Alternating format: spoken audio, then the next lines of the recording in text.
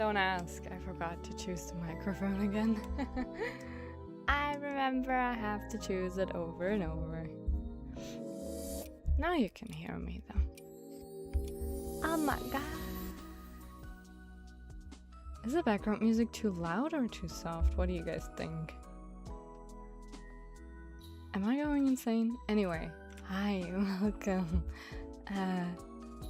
Today is a very, very sleepy day. I made tea. I still wanted to stream though. Oh good, the scuff is great. Okay, thank you so much guys. I made some tea. Hello everybody, how are you? How's your week been? The week is over. Finally, it's Sunday again. I made tea. Do any of you have some beverages? I have tea. I have ginger tea, and I put a spoonful of honey there because, yes, it is very hot outside, but I feel my throat itching.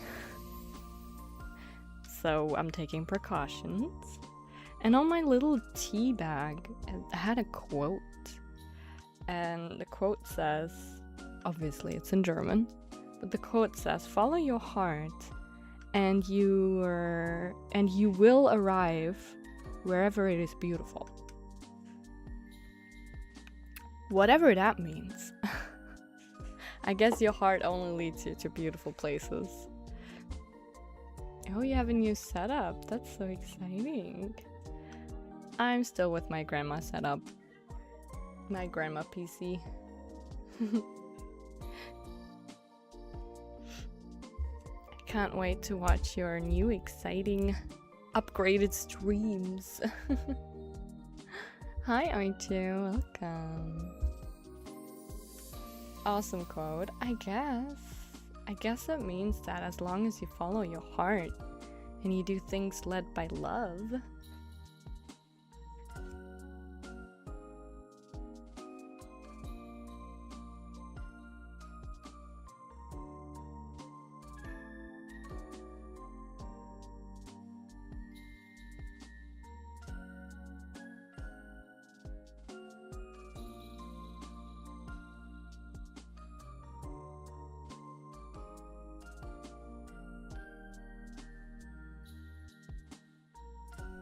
Alright, sorry for that. I think you reacted to the photo on the server.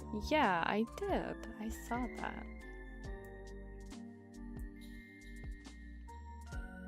Do you guys think I'll burn my tongue if I drink my tea right now?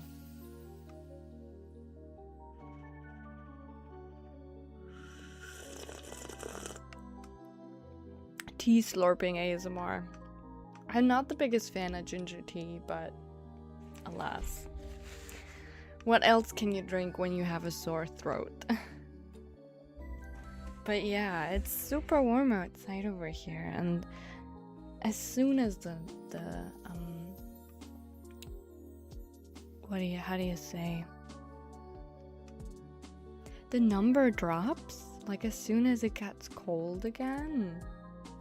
It's like my little poor chronically ill body shrivels up and feels like dying. I hope I won't get sick. Getting sick in summer is just not fun. I hope you all are healthy though. Even if it means drinking soup and tea, which just make you sweat in this weather. And then I'm too scared to use a fan or something. Otherwise, you know, I'll get even more sick. Summer went by too quickly. Summer was like, this year's summer came like a wrecking ball with all the heat waves. And then, now what? Like the grass is not green anymore already. I'm still sweating, but it's cloudy. There is wind that feels like a blow dryer. Like, how is a person, especially someone like me, who is sick in general, chronically. How am I not supposed to catch a cold or something? That's crazy. But yeah.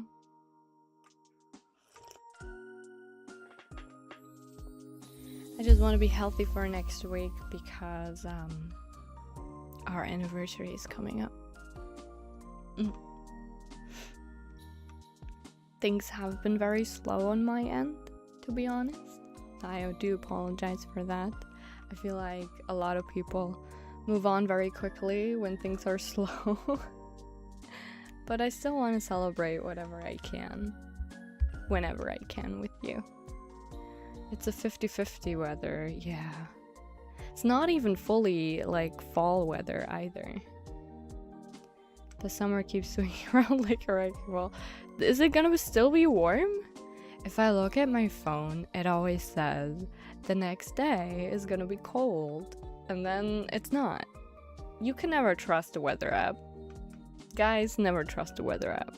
They're out to get you, truly. I don't know what it means, but if I get sick, I'm still gonna stream. I don't care. Silent stream. I'm just not gonna talk. I'm gonna type. I'm gonna like do a hand cam with a whiteboard so I can write what I want to say.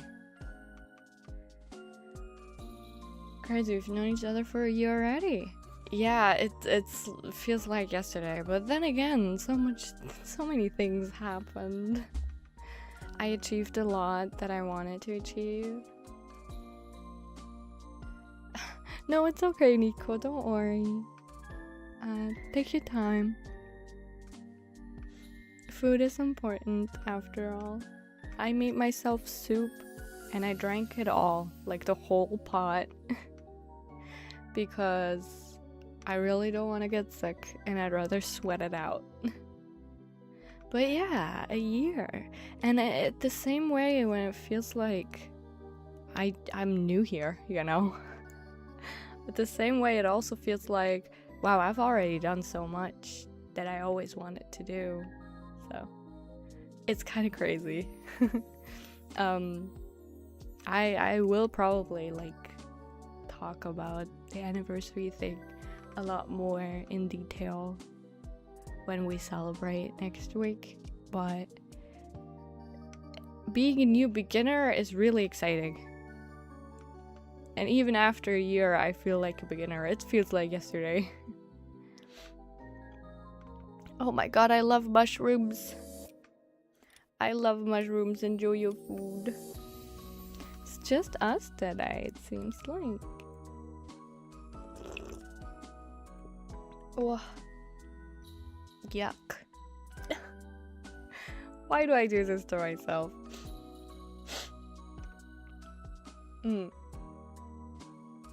Please enjoy your food, guys. Today's game is a visual novel, so a lot of sitting back and relaxing again, which I'm very excited to do. So yeah, y'all can lurk if you want, it's fine. Tea party with the girlies. With the girlies and Oichu. I'd love a tea party. We had one was that last year? Yeah. We had an actual one last year at Francie's place. That was really cute. My goodness, this year is taking everybody's time. I don't even have a time for a tea party. Can you imagine?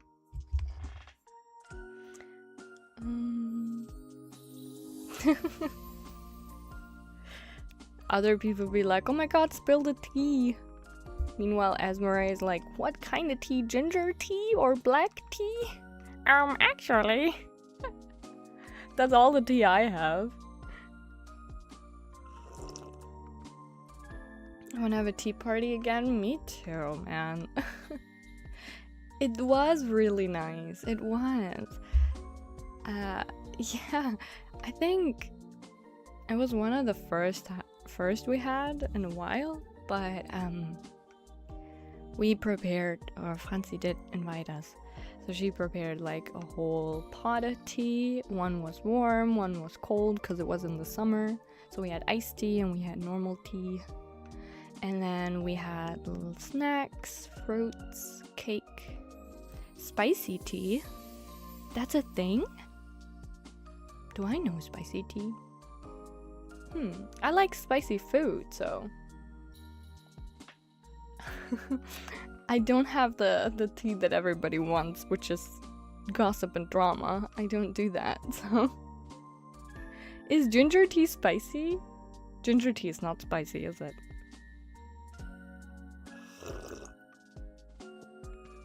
I'm gonna put red pepper in your tea. Or actually, can we put salt? But that makes it a soup. When does tea become a soup? Where is the diagram between a soup and a tea? Both are drinkable. Teas are made with herbs, I think. Is that the category for what makes a beverage a tea?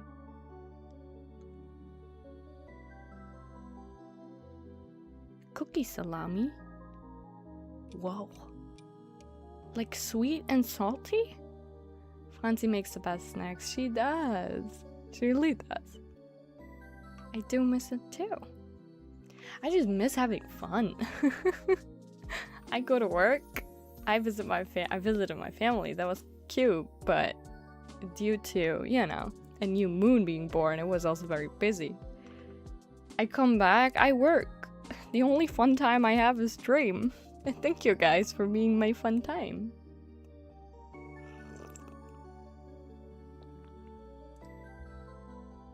I need a whiteboard.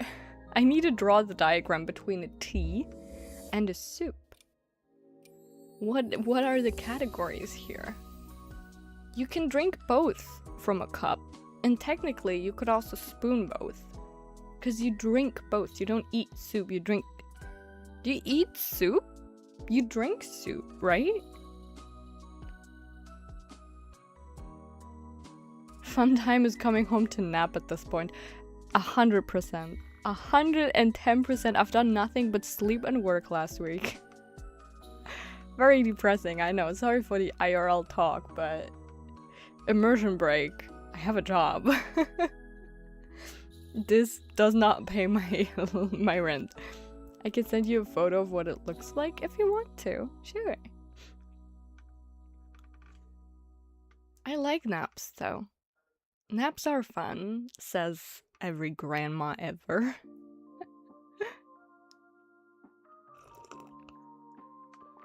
Well, if you guys want, I can share next week's schedule. Because that's full of fun things. I think. I was hoping that I can share it when more people are here, but I guess today is a slow day. I will post this officially. What? Where? Okay. I'll post the schedule officially. I already have scheduled posts to share, but there it is. There we go. But here, for you guys, I wanted to specifically talk about it since it's a very exciting week. We're having a very exciting week ahead.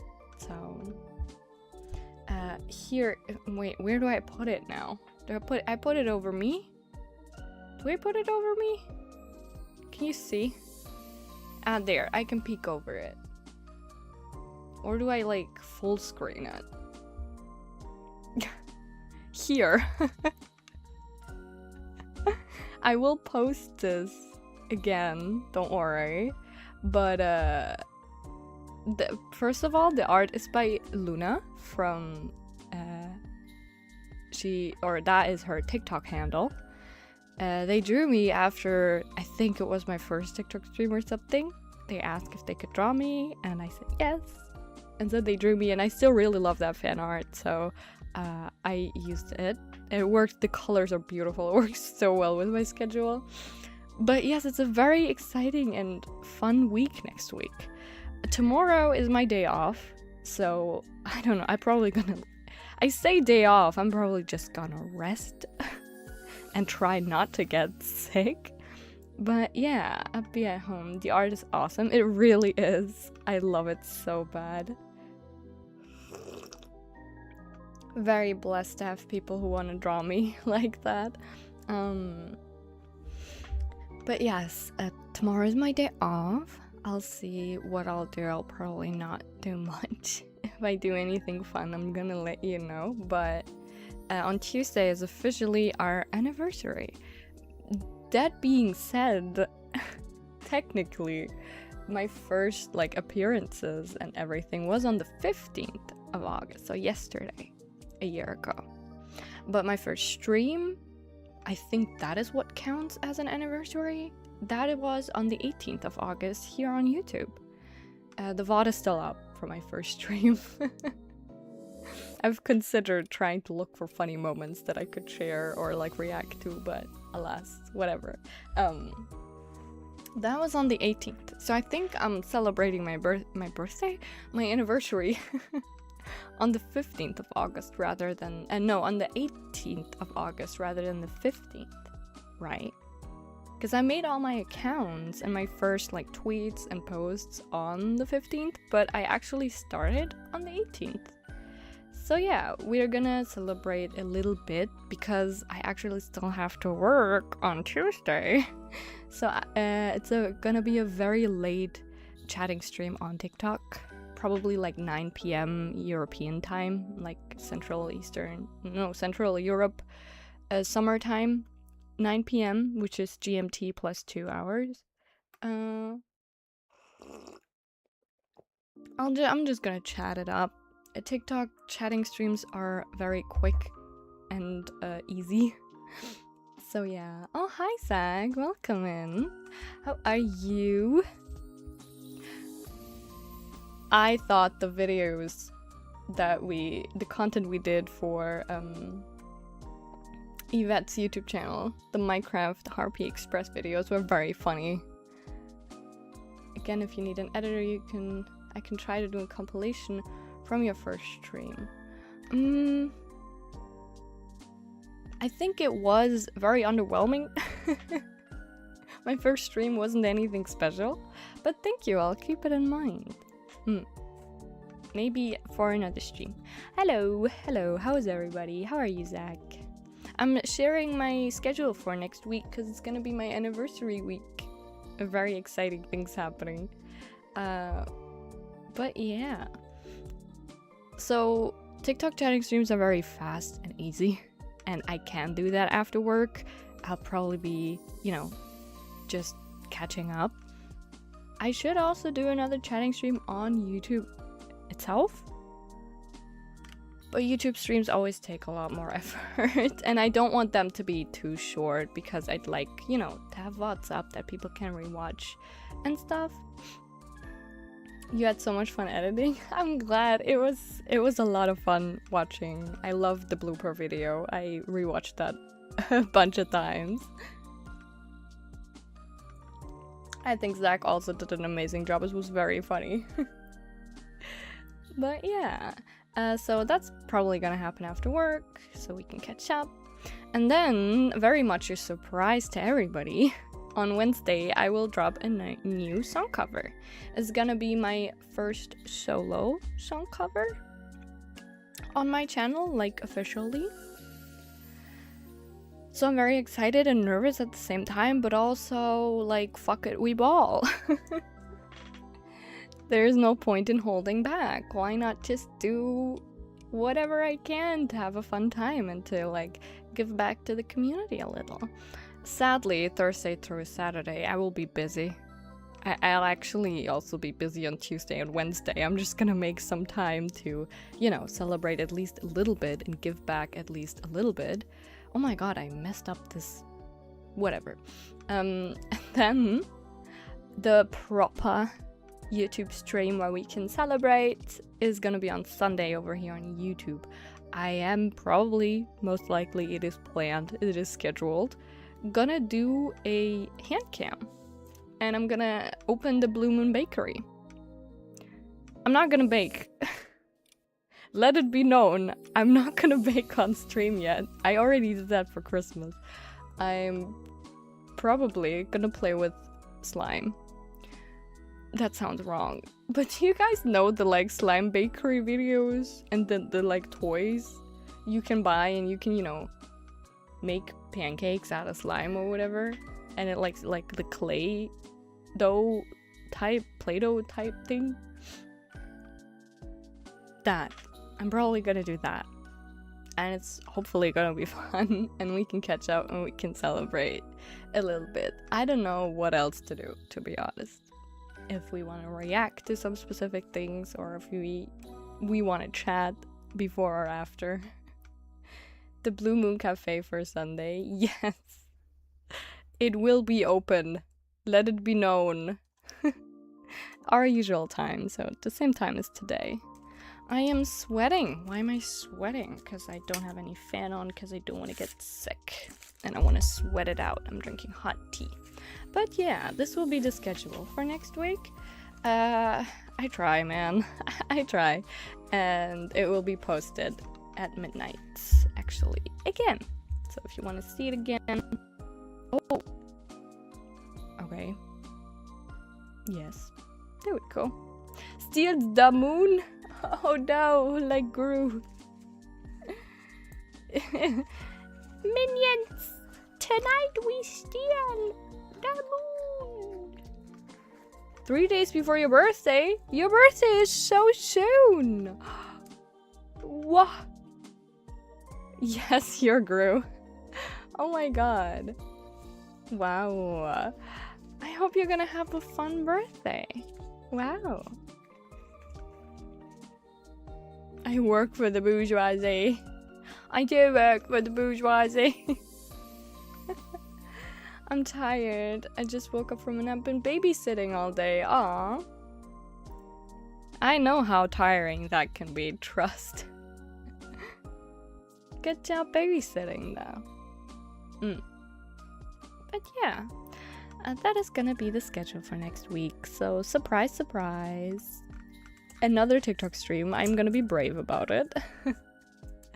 Just so I can talk to y'all on the actual day of my anniversary. And then a song cover.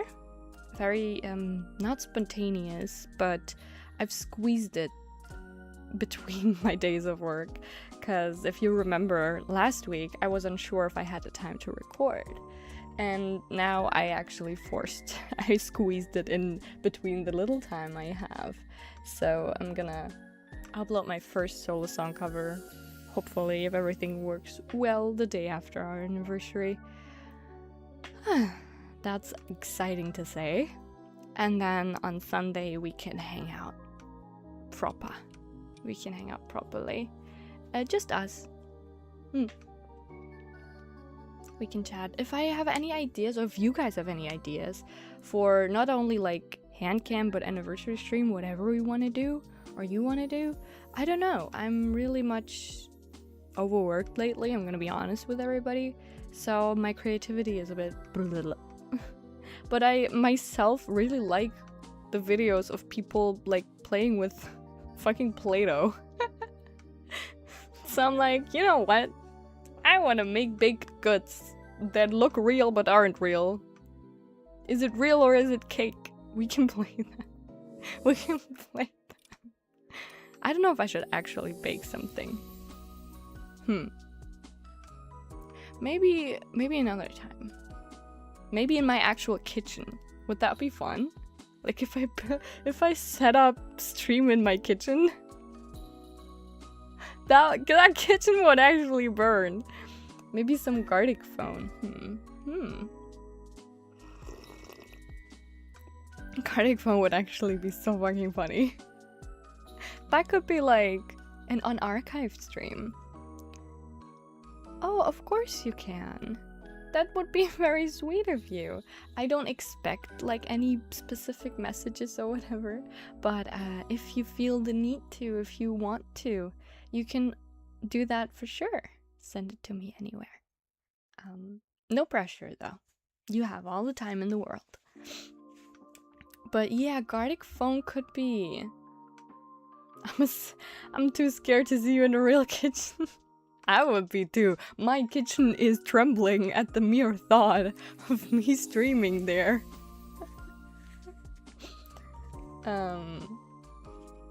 Gartic phone could be like an unarchived one, right? Would that be fun? Maybe. Thinking.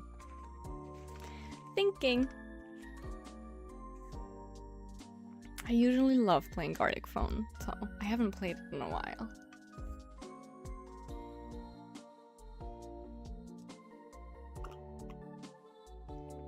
Okay, my tea is not that hot anymore. Don't make a mess in the kitchen. Whenever I bake, there is a mess. But I clean it up, don't worry, I clean it up. Hi Sin, how are you doing? I just shared our very exciting schedule for next week. Because if you remember, a year ago, I started streaming. You were there, I think. I'm pretty sure. I'm pretty sure you were there.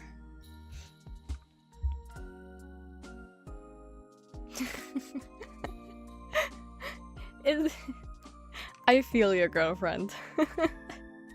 I am your girlfriend in that situation. My partner says the same thing. He's like, don't touch anything in the kitchen, I will do it. I can make a mean breakfast though. Like, I can bake. I can do breakfast.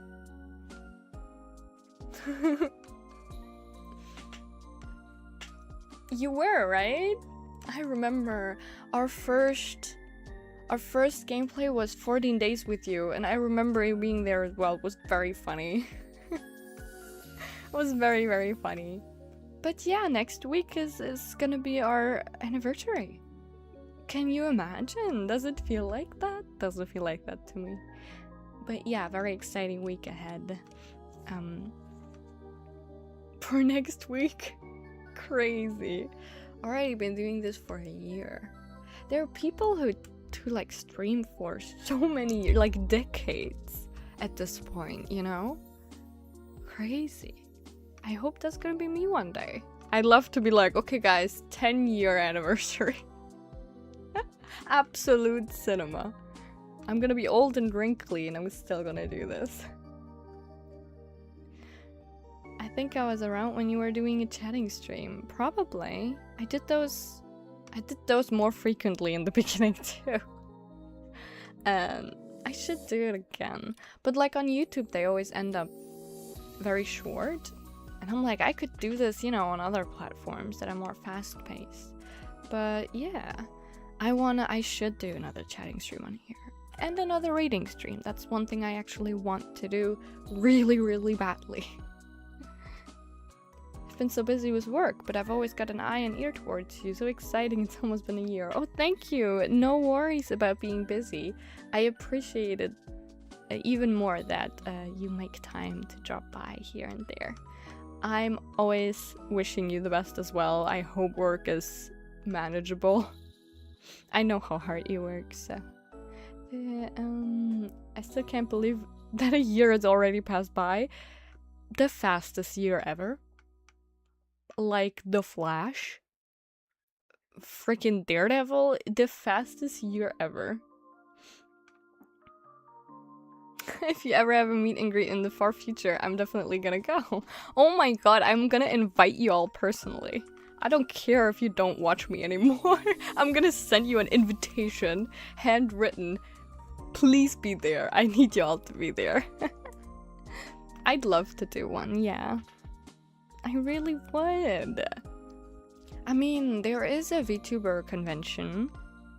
It's Vexpo, right? It's in England, or was it France? It's definitely in Europe. And a lot of VTubers go there. Either as like tablets, like machines that, you know, robots that drive around the convention, or in person even, and then they have their little like sashes and stuff. I always wanted to go, but since it's in another country, you know, I'd need a whole vacation to go. It's in the UK, right? That would be so cool. Tea party meet and greet soon. Oh, that would be so fun though. That would be incredibly fun. I would make all of you like, I love ceramic painting.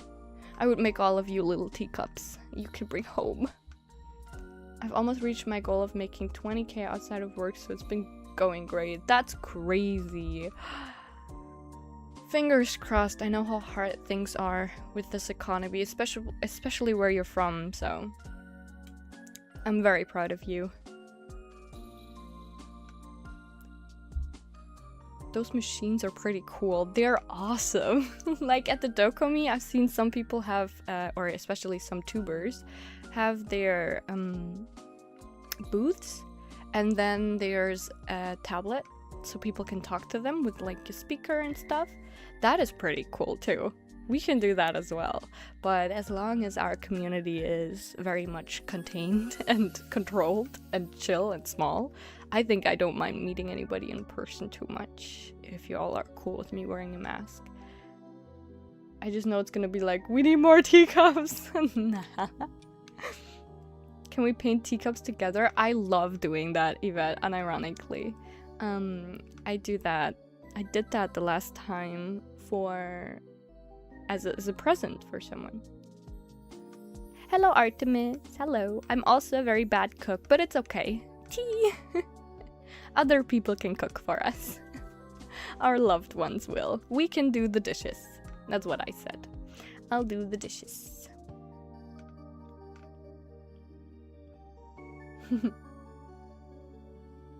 I'd love to do a meet and greet. I mean, it totally depends on conventions. It doesn't have to be quote-unquote a YouTuber convention or VTuber convention. Sometimes they offer booths for people. But I think we need to grow a little bit more until they accept me. But of course, if there is a convention and I do decide, you know, to go as this persona and not as a cosplayer, then I would let you guys know. As long as I feel safe with everybody, then I'd let you know, and maybe we can do a personal meet and greet then. I might drink tea daily with a hand-painted teacup. I drink tea daily, and right now, oh my god, right now I'm using a hand-painted teacup. I just noticed. I painted it. This was my first ceramic painting I did, so it's not as good. But it's a clown face. I will show this. I will show this. Where do I show this? In my community post after stream. It's a clown face. It's like a white cup, a purple handle, and the clown face on one side is happy, and on the other side it's sad.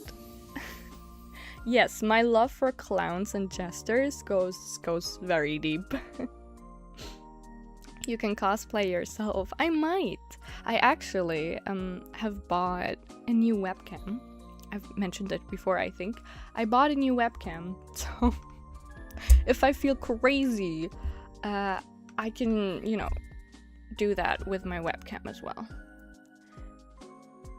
I have too much energy. That at least one of us does. I'm very sleepy. Purple based, best color ever. The bottom is blue though. Teehee. The bottom is blue, but the handle is purple, and there is a clown.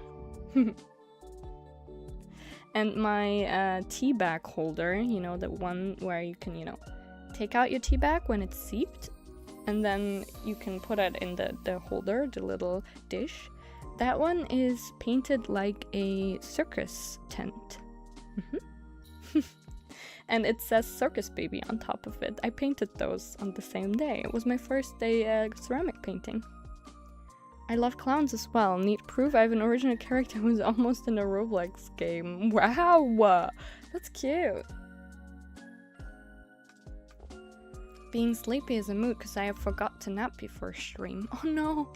I actually did nap before stream, but it's not enough. It ain't enough. If you ever have merch in the future, are you gonna make a hoodie part of it? Unironically, The coolest merch, in my opinion, are hoodies. I really love a good hoodie. Of course, a t-shirt is always nice too. Especially, you know, if you like oversized ones, the merch stores always make them super big. But I love a hoodie. I love hoodies. I like keychains. Keychains would be cool too. If I work together with an artist, that would be very fun. Keychains are always cool. I have so many. I can show them in my hand cam, but there are so many keychains. I have acrylic ones, you know. Photo cards are a nice cheap merch options, like photo chickies. Very cute. If you put it in a photo card holder, even cuter. You can bring the photo card everywhere, you know, and bring me everywhere too. But also, my absolute Roman Empire are plushies. I love plushies. Any plushie is wah. I mean, a figurine would be iconic, but a plushie? I love a good plushie. I love a good puppet. It's never enough. Honestly, that's how I feel this week with sleep. A pendant would be cool. Yeah, right. I've been kind of waiting with quote-unquote merch, because this character is obviously not an original character. But look at the necklace. Would you guys wear this necklace if I sold them as merch? I would. I would wear this every day. Like the silver, the moon. I would love this necklace.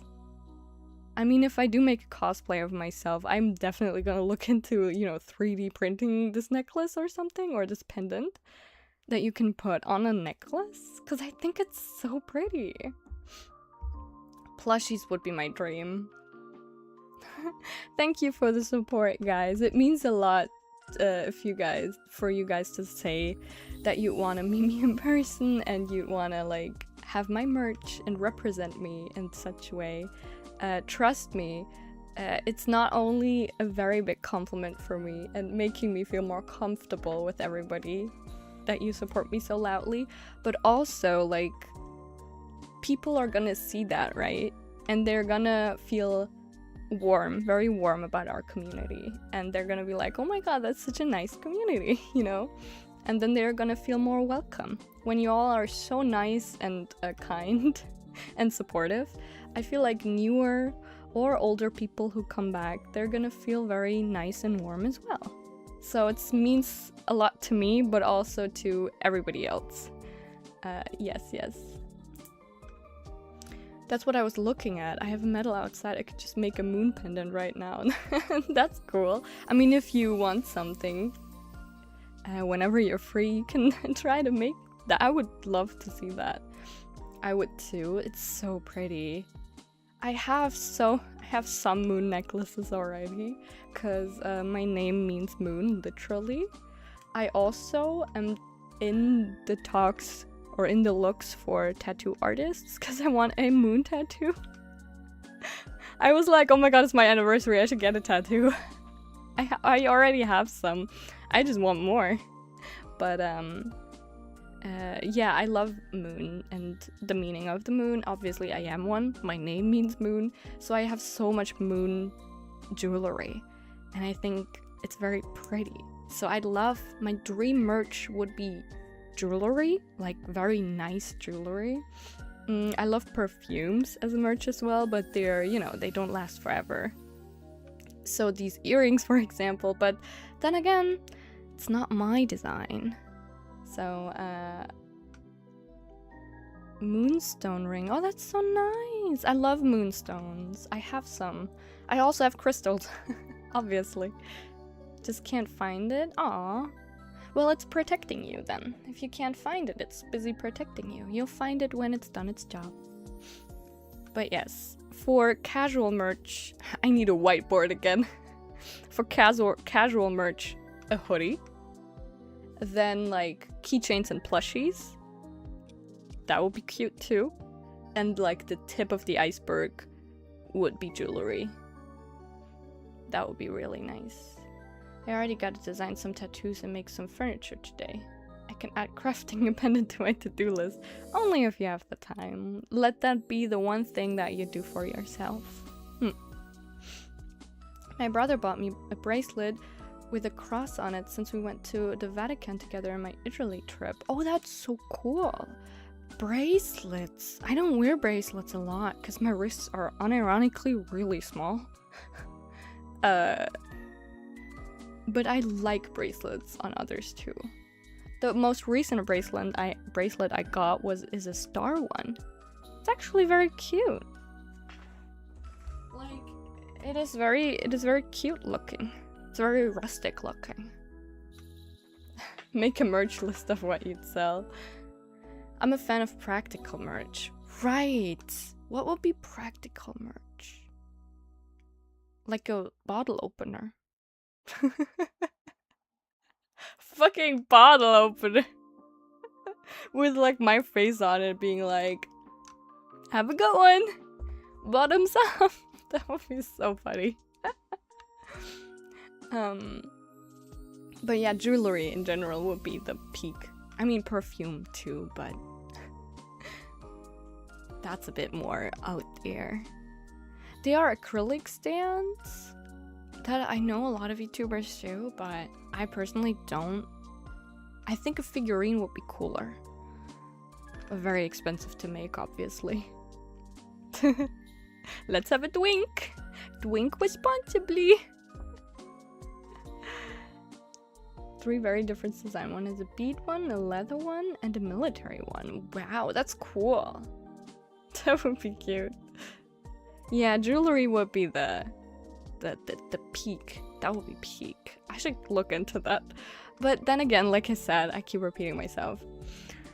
I waited with merch till I maybe have an original character or an original model, you know, my own.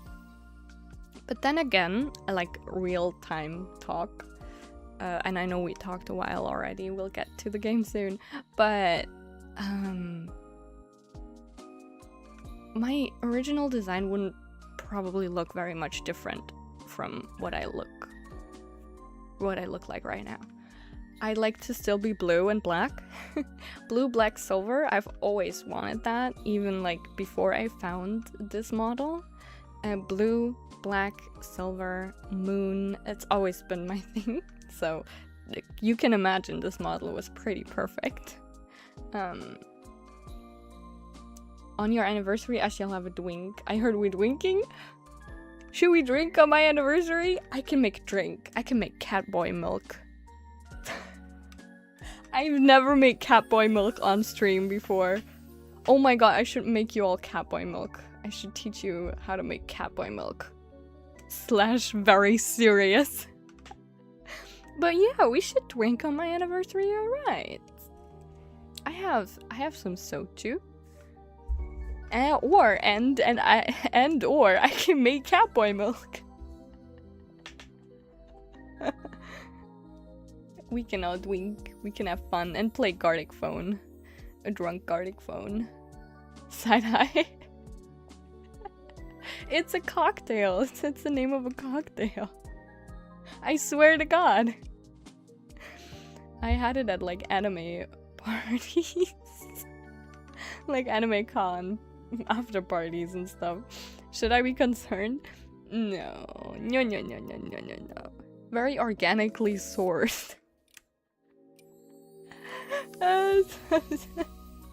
Anyway, I'll leave the recipe for the anniversary. Cause I think I have to perfect it. I don't remember the last time I had catboy milk. I have to perfect it with you all on stream. Alright, I'll look at it later. I don't drink, but I'll down a soda for your anniversary. Wah! A soda? You're such a daredevil.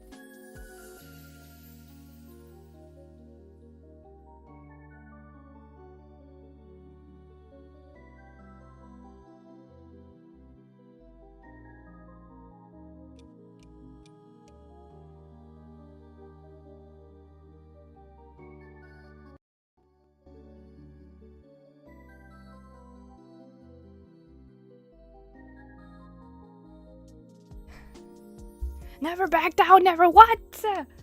Hello? Never back down, never what? Is my chat okay, actually? I think... Never back down, never what? Never back down, never what? Please ignore the time right there, bot gang.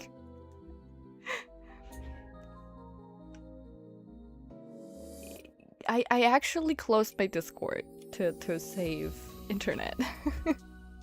Never back down, never what? The people that are watching the VOD, they're just gonna see how much time passed by my little clock up here, and they're gonna be like, what happened in that time? I can't believe that streaming on TikTok for 10 minutes immediately. Are you an e-girl? It's crazy. Anyways, a time skip, exactly. Crazy shit. I plan to do a chatting stream on Tuesday, not today. But I guess it's better than nothing. And yeah, it's about like 15 minutes till my internet got back. I hope this doesn't happen again. I really hope it doesn't. Otherwise, this might be an unarchived stream. But hello, everybody. Welcome back. I'm back. I'm back in business, baby. Crazy. No, thank you. No, thank you. No bot watchers will skip the filler episode. That really was a filler episode. Ah, god damn. Hold on, I gotta oh. Hello? Okay, there we go. There we go, there we go. I played some Fortnite, now I'm gonna switch to Friday Night Funkin'. That's fun. Friday Night Funkin' is a lot of fun. I hope you're enjoying your time. It took as long as the workout, so I missed both. Let's go. I did send the meaning to you. I had a feeling about the meaning, but thank you anyway. I also just, you know, I'm always curious what they will explain. You know what I mean? Like the people that go into a random live stream and just ask random shit. I'm like, okay, explain yourselves then. Like, what would your explanation be? You know what I mean? Put them on the spot a little. But I don't think I want to be an e-girl. Let that be known. Let that be known. Back in 2020, what was it, 2020 or 2021? I got that ask in real person when it like became a thing. Because I had dyed hair. I dyed my front streaks.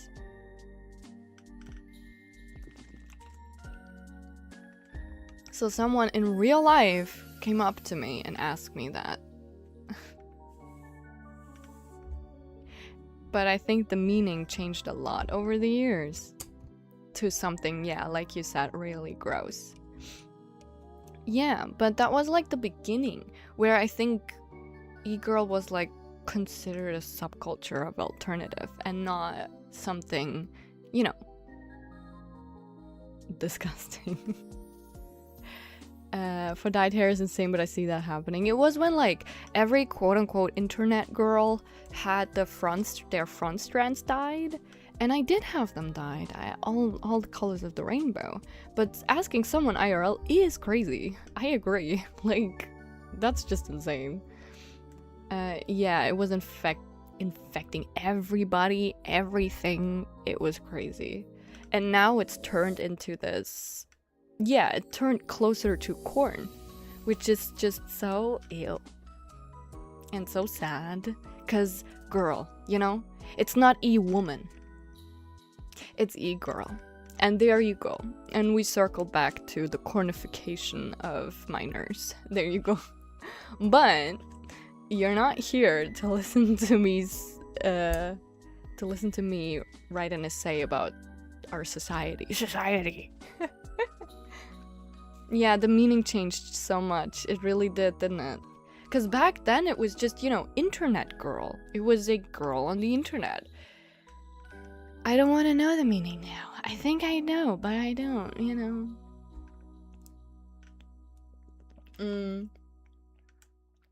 I appreciate you being protective over me. Thank you.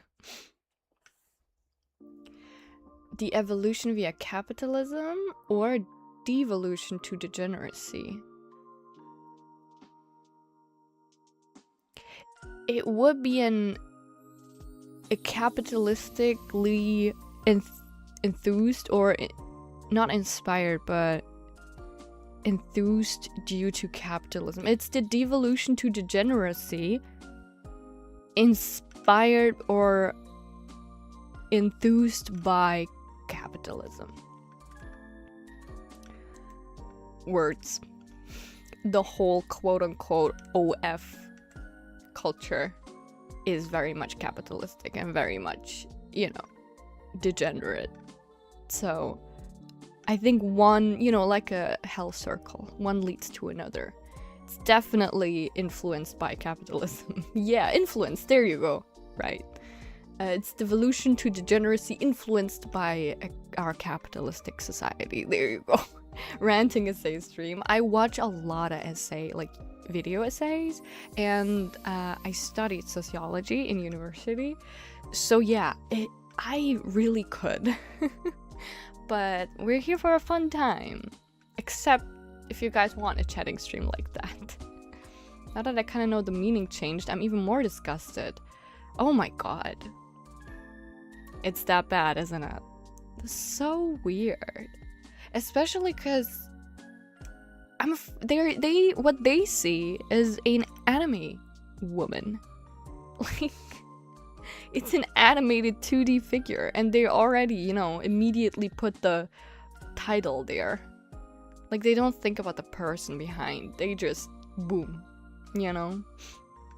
Video essays are really great. I'm obsessed. I have them on all the time. I love when people are so smart that they can talk for hours about a topic, and so educated, and so, you know, I write essays. I used to write essays in my university days all the time, so I would watch that stream. I'll take that as a compliment. No, it's okay. I'll just check it after stream. It's not a big deal. It's just a TikTok chatter. Just, you know, at least make it adult, man. I feel so icked out when they have, you know, not safe for work meanings attached to words that belong to minors. Like, if you think about a girl, what do you think about? Do you think about a 13-year-old? Do you think about a 10-year-old? Because you sure as hell are not thinking about a 4 billion-year-old like me. And that's what's disgusting, you know what I mean? This makes it even worse. It's already disrespectful. But it makes it even worse, in my opinion, that it's so... ugh. Anyway, deep breaths. We are here to play visual novels about yanderes.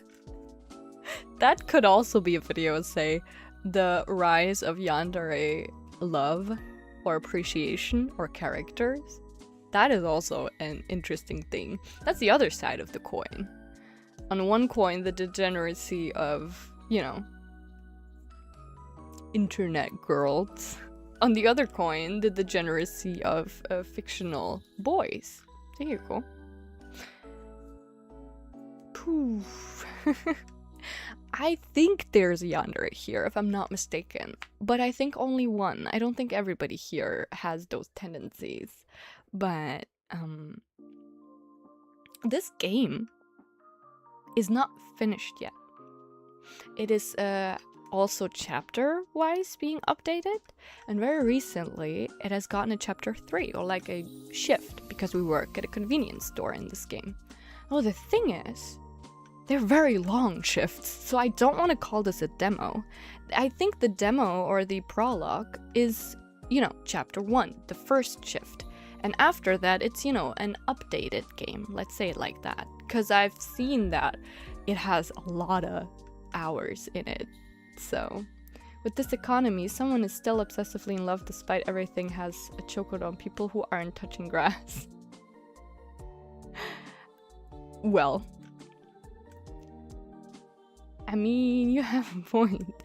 I do have a point. The thing is, one side of the coin is very degenerate because it's about real people, about real girls. And while the other side of the coin is about fictional people, fictional boys. So there's, you know, there are colors and aspects to how quote-unquote bad or good something is. Everything is very gray, in my opinion. But yeah. There's always a cause and effect. When, you know, you go live and after 10 minutes, somebody fucking hits you with the "Are you an e-girl?" That would lead to me never wanting to speak to people again, and rather, you know, leaning to the fictional world where someone can love me unconditionally. Yanderes are good until it becomes too much yandere, like the movie Obsession. I'm unironically obsessed with that movie because it does an incredible job. The director did so good, and of course it's a young person. Of course it's a young adult that directed and made this movie happen, and the whole team are very young people, of course, because they just know they're very indie, they're very up and coming, they have nobody to impress but themselves, and that always makes the best movies. But I would even say that Nikki is not a yandere. Nikki got possessed by the, you know, perfect yandere, or not perfect, by the idea of a perfect yandere girlfriend that the male character Bear wished for. So I think she is just a victim. And the demon that took her over, yes, that one is a quote-unquote too much of a yandere. That's the like Western version of a yandere, you know what I mean? It's one of the few we see in our culture, you know, but it's done so fucking well. Like, you wish for, you know, someone to love you unconditionally more than anything in the world, and there you go. That's what you get. You get like a demon, because those personalities are not very humane. They're very demonic. But yeah. Soul from the kid at the back would never hurt me, I say as they drag me to a padded room. Also, a yandere that actually killed somebody because they are close to me. Of course that person could hurt me whenever they want to. See which one is a good example. I mean, Mirai Nikki. OG yandere.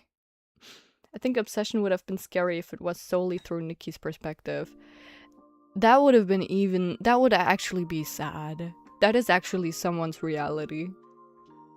That would be too realistic from her perspective, you know. That would be too realistic. That would be super sad. But you're right, very scary too. I love Sullivan. Wrong emoji? I can't see the emoji! Damn! I have to rewatch the stream. But yes, I miss Sullivan. I think the creator is on a hiatus. And they are a one-person show, so we'll have to wait for him a little more, but it will be worth it. Anyway, so much talking. I'm definitely gonna put timestamps on the VOD today. That would be insane psychological horror. It would be less demonic and more split, you know, like, because she would have to fight that inside of her. That can be an actual, like, mental disorder. That would be super psychological and very, very scary. I think it was already scary enough, honestly, from an outsider's perspective. Yapping is good for the soul. I feel and I smell and I feel it in my bones that we need a chatting stream. Well, Tuesday is gonna be one on TikTok, but after the 10 minutes we just had, maybe we'll do it on YouTube. I don't know. I don't know, man. Or we'll do a very short one. We'll see each other again next week on Sunday anyway. Need part 2 of the movie now. Are they gonna make a part 2? Really? I just want Nikki to have her revenge arc, which is probably not gonna happen. But no spoilers. But I just want her to have a happy life. I think she deserves so much good in the world that she didn't get during the movie.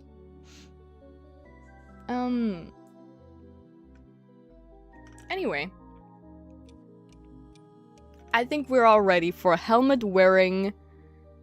motorcycle helmet wearing men. Let's fucking go.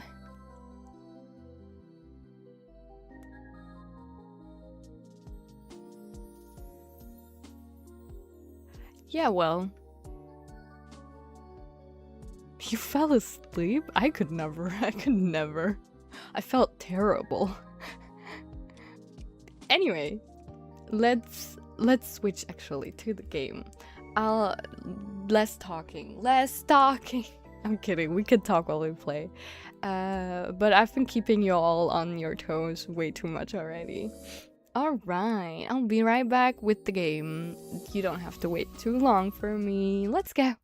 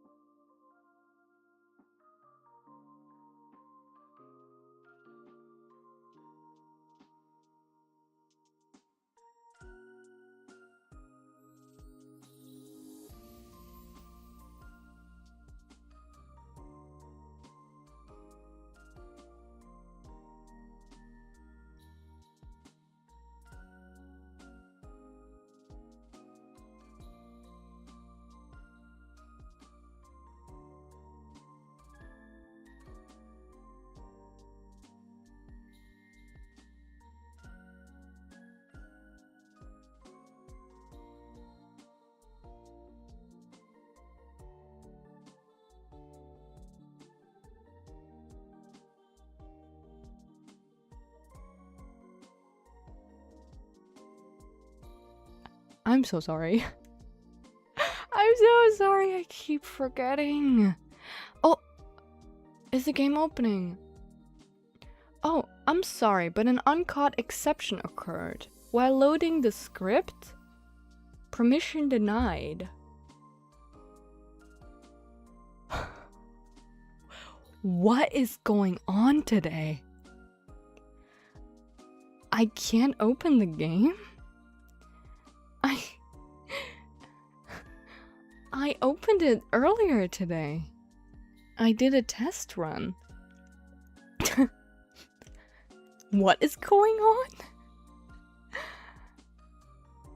I might have to re-download it.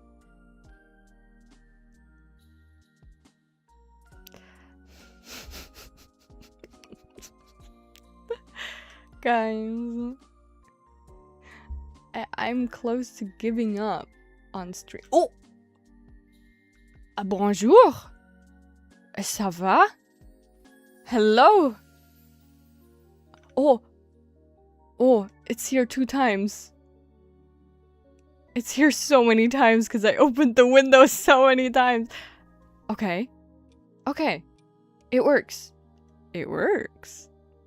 There we go. The game has, funnily enough, no background music. So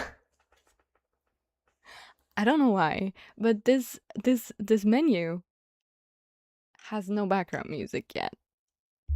I don't know if it's a work in progress or if it's my game that's shite, but it's quiet here. I already, there is no music playing, so I think we should just start with Big Bad Dogs by Sparrow. This story contains dark themes that may be distressing to some players. Violence, blood, trauma, assault, intimate assault, suicide, jump scares, workplace harassment, creepy atmosphere, misogyny, and... Can I say these words on YouTube? I don't know, sexist language, alcohol abuse, explicit language. And if you're sensitive to these topics, or if you're not in the right mood, please take care of yourself first. All content is fictional and intended for mature audiences. By the creator Sparrow. They're also French, so... Teehee.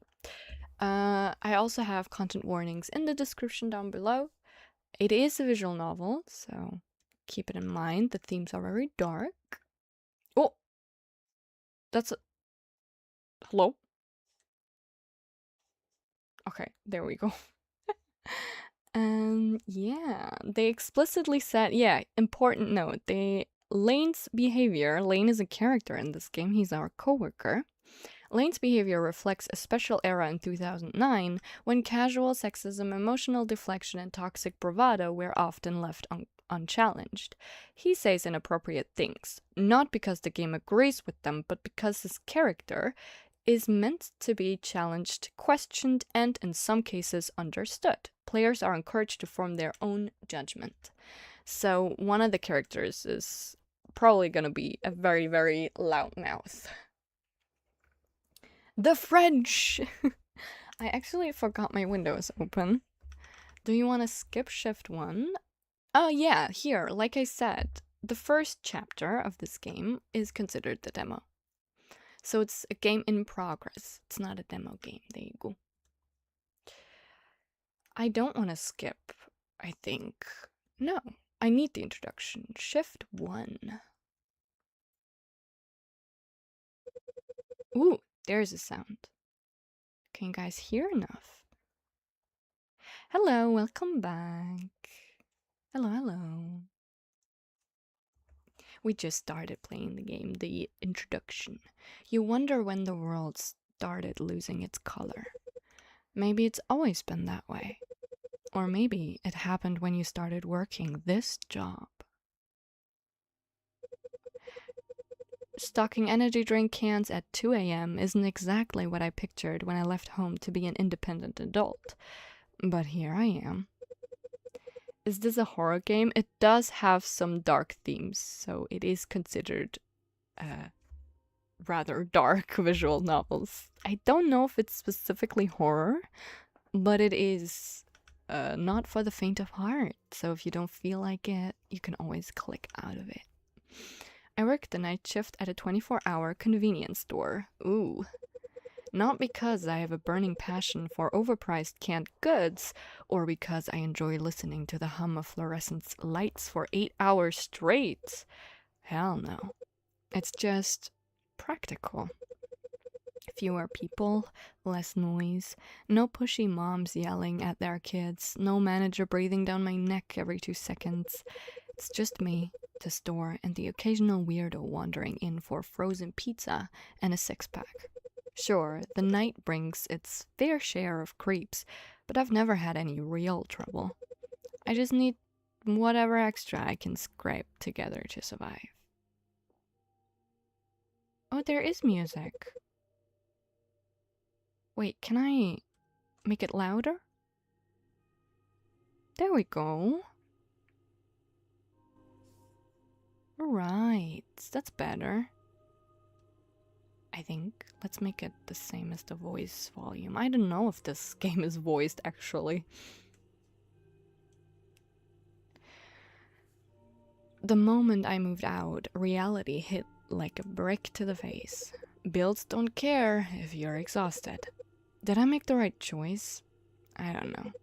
But it's my life, not the one they wanted me to have. I shift a few more energy drink cans into place, making sure the labels are faced forward. The floor is always cold here, even when the heater's on. Hi, Ten. Hello, hello.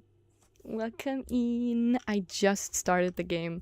It took me almost 2 hours to get started because we had such a scuff happening in the middle of it, but I'm glad that you're here right now when the scuff is over. Do mind the content warnings of this game. It's not horror per se, but it does have some dark themes. Other than that, enjoy your stay. The atmosphere is already very heavy. I'm hoping for tomorrow if I get the 0 point on Fortnite because it will be over power hour. Good luck! I hope you get what you want. Fingers crossed. My fingers brush against the cheap plastic of my name tag and I glance down at it. Oh. Oh wow, okay, what's my name? Guys, what's my name again? How are you, Ten? I hope you're well. As me. Yep, that's me. Your name as me. Oh, did I have to? Oh no, no. I think I had to delete the your name thing. Wait. I am YN. Yes, I did. That's stupid. Oh my god, I'm so silly. Okay, there we go. Alright. Yep, there we go. That's me, as me. And that logo is as ugly as ever. What? It's a cute dog. You could have named yourself Name or YN. I mean, I almost did. Ouch. Ow. Pinched myself. YN moment. I've been fine, and you? I'm okay too. A little overworked. But I'm excited for next week. You already know I've been planning a handcam stream. I'm excited to show everybody your art that you did as the thumbnail. Thank God we can go back. I would just be YN. I sigh and straighten up, stretching my arms before heading towards the registers. Oh, the backgrounds are so eerie. The store is dead at this hour, and I'm stuck waiting for the next unfortunate soul who needs instant ramen at this ungodly hour. I mean, mood. I slide onto the stool behind the counter, tapping my fingers against the scanner before Lane accuses me of doing nothing. I'm very excited. Yes. Missed opportunity to live out the Wattpad dream. So true. I missed the Wattpad days. As a joke, of course. He's not really in the best position to tell me anything. I smile as I pick up the little yellow post-it stuck on the register. Ronnie Joes, the manager. Messy handwriting glares back at me. Oh, to do? Do we actually, like, have to do these things? Do I actually have to work? Restock the shelves. Lane, I swear if I see them empty again. Clean the washrooms. Check the security camera. What was that typo here? Check the security cameras every hour. We've had complaints. And count the register before closing. No mistakes. I do this so well, by the way. At least they can sit behind the counter. At least they can sit. This is a luxury. I'm not going to complain. These are easy tasks, and this should keep me busy for a while. I turned a piece of paper in my hand. Oh, P.S. Marriage is just legalized suffering, kids. Stay single. Ronnie Joe. You heard it here first, folks. Expert closer. If only you'd know. I stifle a laugh at the sight of these hideous drawings. Ronnie Joe is still trying to design a new logo for the store. But more important, no box is checked yet. I glance towards the stockroom. Where the hell is he? He said something earlier about doing inventory in there, which basically means scrolling on his phone until someone yells at him. Yeah, there is no way he's cleaning the washrooms. And to top it all off, I notice the shelves are still half empty. I swear, this guy's allergic to actual work. Hey, Lane, I call, putting the post-it back on the counter to make sure he'd have his eyes on it when he came back. Are you planning on helping tonight, or... I hear a light laugh behind the door. Ooh. I'm providing moral support. I sigh as I begin to count the register to make the task less arduous later. That's very smart. Esme, I suddenly hear through the walls. You talked to my sister lately? I pause, raising a brow. Why? His answer doesn't come immediately, as if he's thinking about it. Just like that. She's just been in a weird mood. She saw you the other day, but you didn't say hi. My fingers drum against the counter. Pretty sure I would have noticed. Maybe her mind is playing tricks on her. Or maybe you are ignoring her. ... Oh, what the fuck? The soft whoosh of the automatic door sliding open breaks the exchange. Make yourself useful and clean the toilets. I hear him gasp in exasperation. From where I am, I can't see the customer who has just entered. Besides, there's no point making eye contact too soon. People get weird when they think you're too eager. I speak from experience. I straighten up a little, noting in my head the accounts in the register. I finally hear footsteps and then a man. Late 20s, maybe early 30s, worn out hoodie, jeans, nothing special. Okay, Esme, greet, scan, take the money, and give the receipt. Good evening. I nod. Evening. He sets his basket on the counter. Nothing weird, just an absurd amount of the cheapest canned food we sell. I don't judge. I'm not exactly rolling in cash either. I start scanning in silence, already thinking about how my bed's gonna feel after the shift. Oh, what? This smile is creepy. You always work this late. I pause. It's not an unusual question. Some customers are just trying to make small talk. I give my standard response. Yeah. Okay. It has to be said that I don't really make an effort to be sociable. I reach for the next item. Doesn't seem safe. I glance up. He's watching me as I force a polite smile. Well, someone's gotta do it. Just a convenience store. Just a conversation, you know? He leans his elbows on the counter. Way too close. A girl like... Oh my god. Alright. A girl like you shouldn't be working alone at night. Not with everything that's been happening. What do you mean? He raises his brows like he thinks I'm stupid. The disappearances? You haven't heard? Disappearances? A weird chill creeps up my spine. What? Who? Or say nothing? Oh, hell no! I'm quitting this job. Yeah, but you're right, Nico. People who, like, insist on safety and keep talking about it are usually why we feel unsafe sometimes, especially closing a store. Do we save? I guess. Oh, it auto-saves. Well, I should still have my own saves. Okay. I'd say nothing, to be honest. I'm very creeped out by this. I don't say anything. I don't want to know. Not from him. This guy's already weird. If I question him, I don't really know how he might react. Yeah, they always start talking more to you if you, like, you know, keep the conversation going. The scanner beeps as I stay focused on my work. 1 can of sad-looking soup down. 5 to go. No, come on, don't be like that. He tilts his head, studying me like he's picturing something. I mean, if someone wanted to take you, it would be real easy. Sounds just like a lot of gossip. But don't worry, sweetheart. I wouldn't let anything happen to you. I reluctantly reject the urge to throw the soup cans in his face. I mean it. If you're scared, you should call someone, or better yet, give me your number.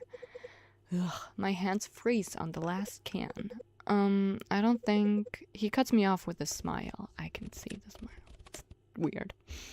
Come on, don't be shy. You'll feel safer knowing you've got someone looking out for you. I'm not really... You got a boyfriend? Ugh. It's always the same.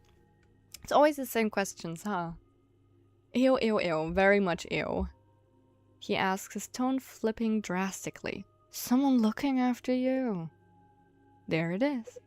That moment when you realize the guy making small talk was never just making small talk. I don't answer. Smart girl. No, huh? I thought so. I nervously bag his items. I don't really give out my number to customers. Ooh! It's voiced! What the fuck? Don't hold me back, but turn off the CCTV. Thank you, Sid. You're our savior. He chuckles. I'm not just some customer, though. I'm the guy who's going to keep you safe. You need someone like me, sweetheart. You really do. He's still smiling, but there's something off in his eyes. Like he's waiting for me to say yes and he won't take no for an answer. You have a male coworker. Can you not ask him for help? I would do that. In this situation, I would ask a male coworker for help to assert quote-unquote dominance.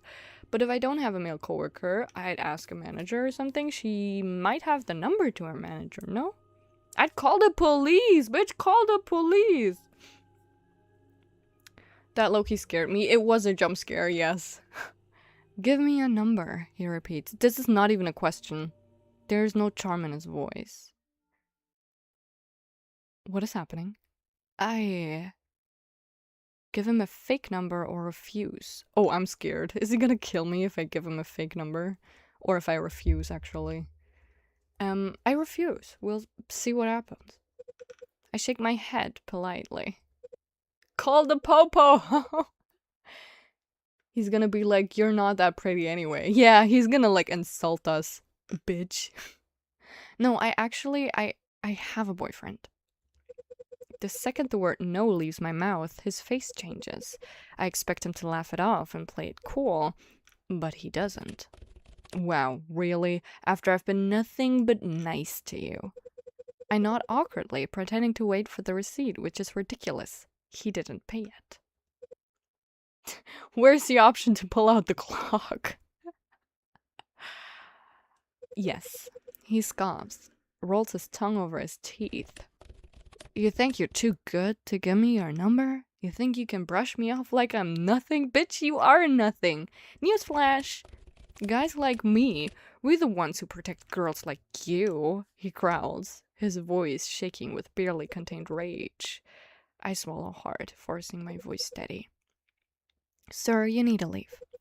My stomach twists as I say it, because I don't know if he will. And I don't know what will happen if he doesn't. He keeps staring at me and slams his head on the That scared the shit out of me. Oh, wow. I'm gonna turn the sound volume down. I'm so sorry for the jump scare. Anyway, so what the fuck is your problem? The customer says. I flinch. I tell myself it's fine. It's always fine. But for the first time here, I think about how small I am. He needs to get the hell out. Exactly. This is an omega male, everyone. Exactly. This is low tier behavior. We have a male coworker in the back. Why is he not helping? Maybe he's helping right now, or he's gonna help now. About how fast he could move, about how no one would hear me if I screamed. And I hate that I even have to think about it. Yeah, you get out your Glock and you shoot the motherfucker. What the fuck? If the coworker is not gonna help, he's useless. Hey, do you even listen? I freeze instantly, instinctively taking a step back behind the counter. Call the police! Or do you not have a, like, emergency button? But before I can walk away, his hand shoots out and grabs my wrist. What the fuck is going on? Let go. Don't, he warns. I'll teach you some manners. What the fuck? I'm suffocating. I don't know what to do. You fight back. If I scream, it will be worse. You get the hell out of there. But I need to alert Lane. Yeah, ring the alarm, coworker. Fire alarm or something. I need to... Suddenly his smile fades and he freezes. My eyes hold back tears, but I still can see it. Someone else grabbed his wrist. A large tattooed hand around his own, squeezing so hard it could almost crush it. The guy lets go of me instantly. I stumble back, my heart slamming against my ribs, and I don't stop until my back hits the shelf behind me. My wrist aches where he grabbed it, and I rub it without thinking, eyes locked on what's happening in front of me. Ooh! A biker? This is not even our coworker. Our coworker is doing nothing right now. A biker. He's tall, easily 2 meters. Whoa! That's really tall, guy. Come on. Leave some for the rest of us. Wearing black from head to toe, jogging pants, heavy black motorcycle boots, a compression shirt that clings to his muscles in a way that feels just a bit indecent, and his black helmet covers his face completely, the dark visor showing no hint of what's underneath. This is why I rock climb for the grip strength. That's very smart. The weirdo tries to laugh it off, but his voice cracks. Oh! Hey man, no need for that, alright. His eyes flicker to me, then back to the biker. I didn't know she was your girl. Neither of us reacts. Please, please, please act like I'm your girlfriend, so he leaves. And I don't correct him either. The guy lets out a frustrated scoff. Finally, he digs into his pocket and pulls out some coins. He throws them on the counter, some rolling off the edge onto the floor. There, keep the damn change. His voice is bitter, but I can tell he feels humiliated. Eventually, he mutters something under his breath and storms towards the exit. The head tilt? Tee-hee-hee. Whew. Okay, we can breathe again. Jesus Christ, that was a scary introduction to the game. Everybody, if you feel uncomfortable or icky, you can always click out. I will never judge that. You can always come back whenever you feel ready or just skip the whole VOD. Either way, thank you for saving us. And now, with the store quiet again, it's just the two of us. The biker stands there, just like me. Even without seeing his face, I can feel the intensity of his stare. His hand flexes, then drops to his side. Like maybe he's suddenly aware of what he just did. Finally gone, exactly. The air is still thick and ugly, buzzing with everything he said, everything he almost did. So we're gonna call the police now, please? I stay frozen behind the counter. I should move. Call explain the police, but I don't, because I can't. That's understandable though, she's frightened. So I start picking up the coins scattered on the counter, pretending everything is okay. Oh, I raise my head in a reflex and my eyes land on him. His voice is deep but soft, muffled by the helmet. He said just one word, but it was enough to take just a little of the pressure off my shoulders. Aw, are you okay? Oh, the question catches me off guard more than anything else tonight, because the terrifying biker who just manhandled someone without saying a word sounds like he's worried. He overstepped. Yes, I am. Yeah. He's relieved, but the moment our eyes meet behind his visor, he jumps. Oh, what was that? That is so cute. These sweat drops? The art is so interesting. The dude has a nice waist. He is built for sure. And looks away the second. His tattooed hands pretend to clumsily adjust his helmet, even though there's nothing to adjust. For a second, I think he might leave too. But... oh, he stops, clearing his throat before continuing. Oh. How can he blush outside of the helmet? I'll get you water. I nod. It's automatic. I don't even know if I hurt him. The biker hesitates like he wants to add something else, but he doesn't. He just nods back and then turns and walks towards the vending machine. The sound of his footsteps fade, and the silence rushes in. Too loud. Too tight. Oh. Oh no, are we having a panic attack? Too much. My chest aches, my lungs won't work right. I feel it coming before it happens, that slow crush of something I can't fight. I grip the counter harder. I try to breathe. Deep breaths, girl. But I can't. Oh my god. Remember? Red. There's red. No. No, no, no, no, no, no. No, no, no.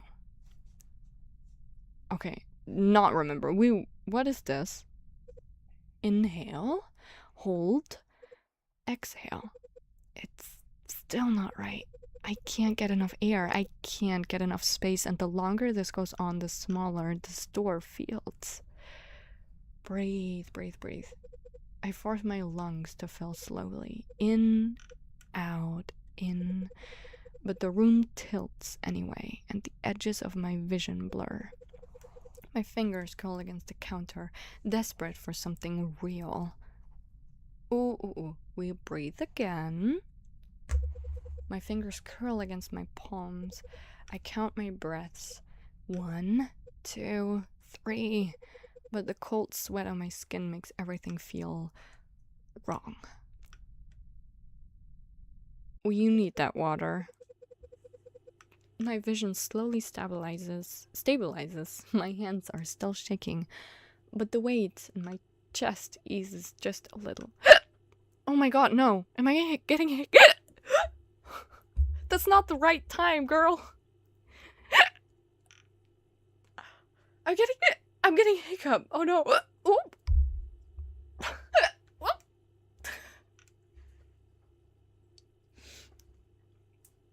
The options above hidden are pretty cool. I agree. That's why I tried to click them. Are we gonna run out of breath options? Ooh. This seems scary of an after effect to experience. Yeah. Anyways. Are those my first hiccups on stream? Immersion break. Everybody chill. I know there is something going on stream. Hold on. I'm gonna close my window and I'm gonna drink. Wait. Ooh. Goodness.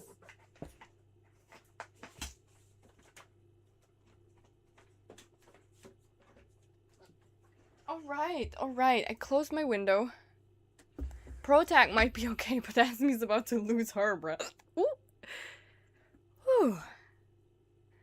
Alright. I've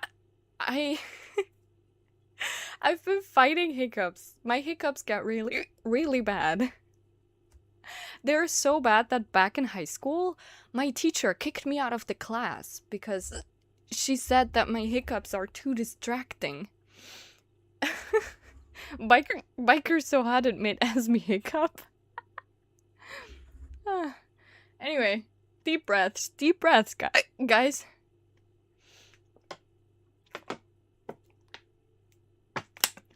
Ooh, straight from the bottle. I love water. Anyway, when I napped before stream, I kid you not, my hiccups woke me up, and that happened so many times. That's a bad teacher. She was something. She was something for sure. But yeah, I've always had struggles with hiccups, with really bad hiccups. I hope they leave. Hold on, let me hold my breath for a few seconds.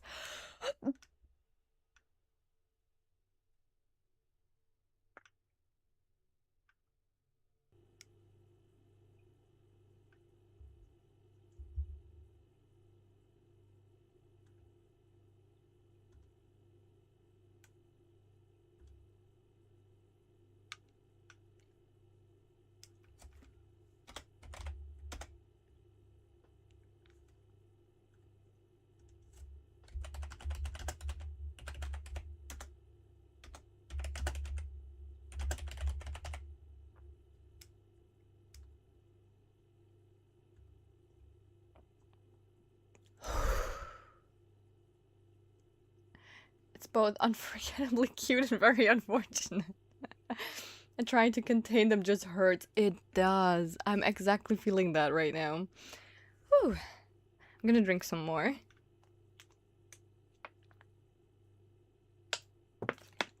Whew. Alright. Swallows. Deep breaths and swallows of air. We shall continue. I'll try to hold them back if they come back. I'm sorry for the immersion break. Okay. Enough for me to breathe without feeling like I'm gonna pass out. Same. Maybe this hit too much to reality. God. So you can say that. I push a trembling hand through my hair. Of course it had to be some drunk fuck that set me off. It's been a while since I've had one of those. I roll my shoulders back, shaking out the leftover tension, and finish picking up his damn coins before glancing around. No lane on the horizon. That's crazy. That kind of coworker is so useless. We needed the laughs after the creep. Very understandable. Thank you for the cookies. Nom nom nom nom nom. But Biker Boy is still around. He's standing like a statue in front of the vending machine, his hands shoved deep into his pockets on his black sweatpants. What the hell is he doing? My legs still feel a little unsteady when I push off the counter, but at least I'm moving. I need to move. Sitting in one spot, replaying what just happened, is only going to drag me right back into the spiral. Actually, my therapist told me the same thing. Whenever you feel like you get very deep into a depressive episode, or, you know, a panic attack or whatever anxious feelings you have, actually changing positions or moving is helpful. Psychologically. So my therapist told me the same thing, that if I feel like that, I should, you know, change positions or change, you know, how I lay down or whatever it is. I think my hiccups are gone, but I don't want to jinx it. So I head towards the vending machine, towards him. And the closer I get, the weirder it looks. He's just standing there, doing absolutely nothing. I slow my steps, curiosity piquing Despite everything else tonight has thrown at me, the machine hums softly and the little display flashes a thank you message, but there's no bottle of water in the slot. No coins clinking back into the return tray. I exhale through my nose. Oh my god, is he just standing here because the machine ate his money? Oh no! Oh cats, that's such a cool art style. I stop a few feet away, watching him like a damn stalker. I should just go back to the counter. I don't know this guy.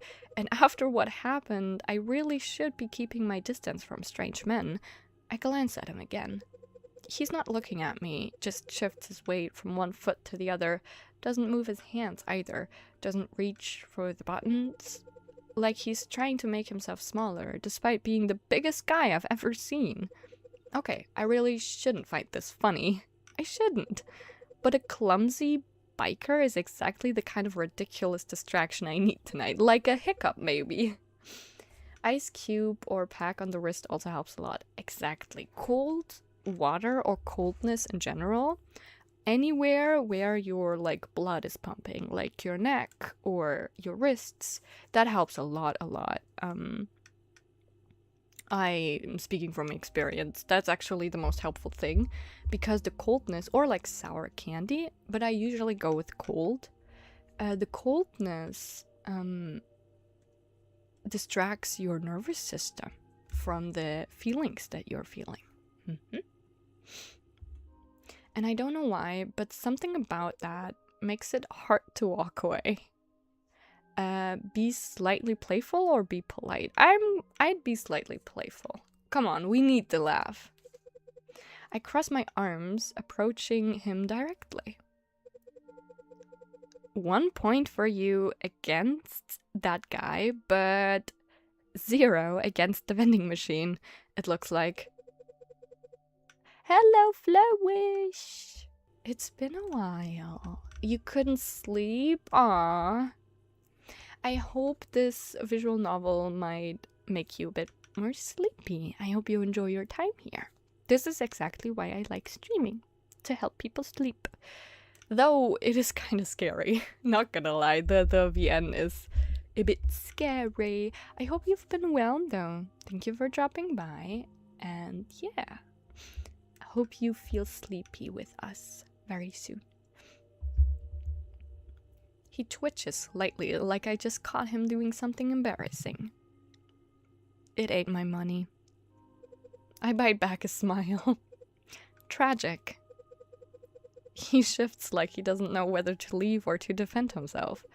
You could kick it slightly, I kindly suggest.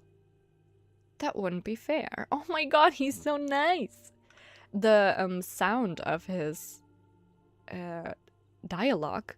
Wait, can you hear this? It reminds me of Sans from Undertale.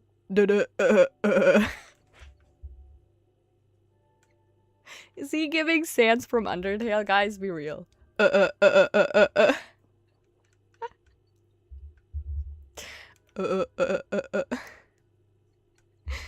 Anyway, that wouldn't be fair. I blink. You... what? It's just doing what it was made to do. Jeez. This guy is way too soft for someone who looks like that.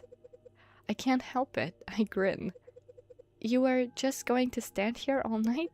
He doesn't answer right away, just pats his tattooed hands nervously in his pockets like he has no idea what to do now. I didn't want to go back without it. I frown slightly, processing his words. You, earlier, I thought you might...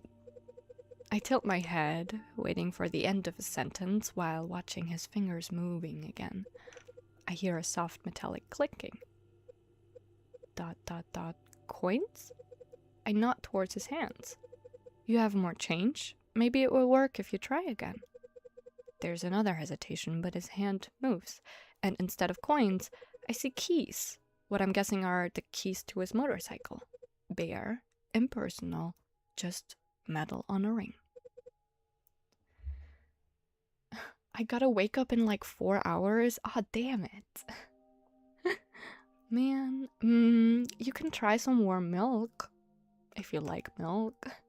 I knew they'd make a Sans Undertale thirst trap guy in a VN eventually. Isn't he a Tumblr sexy man? Like, Sans? No, I remember that one time there was a poll against him and I forgot the name of the guy in the suit from Mob Psycho. And that happened during the death of the queen. So everybody on Tumblr blamed Sans Undertale on the death of the queen. He's giving big puppy to me, but sure. Sans is giving big puppy too. I'm kidding. We should play Undertale on the channel. In short, a man's key. Now come on now, I know a lot of men who like keychains. I sigh. No coins. I cross my arms. I owe you a refund then. His helmet turns slightly towards me. It's fine. It's not fine. That machine is basically a thief, and I work here, so technically, I'm its accomplice. He clearly doesn't know how to argue with that.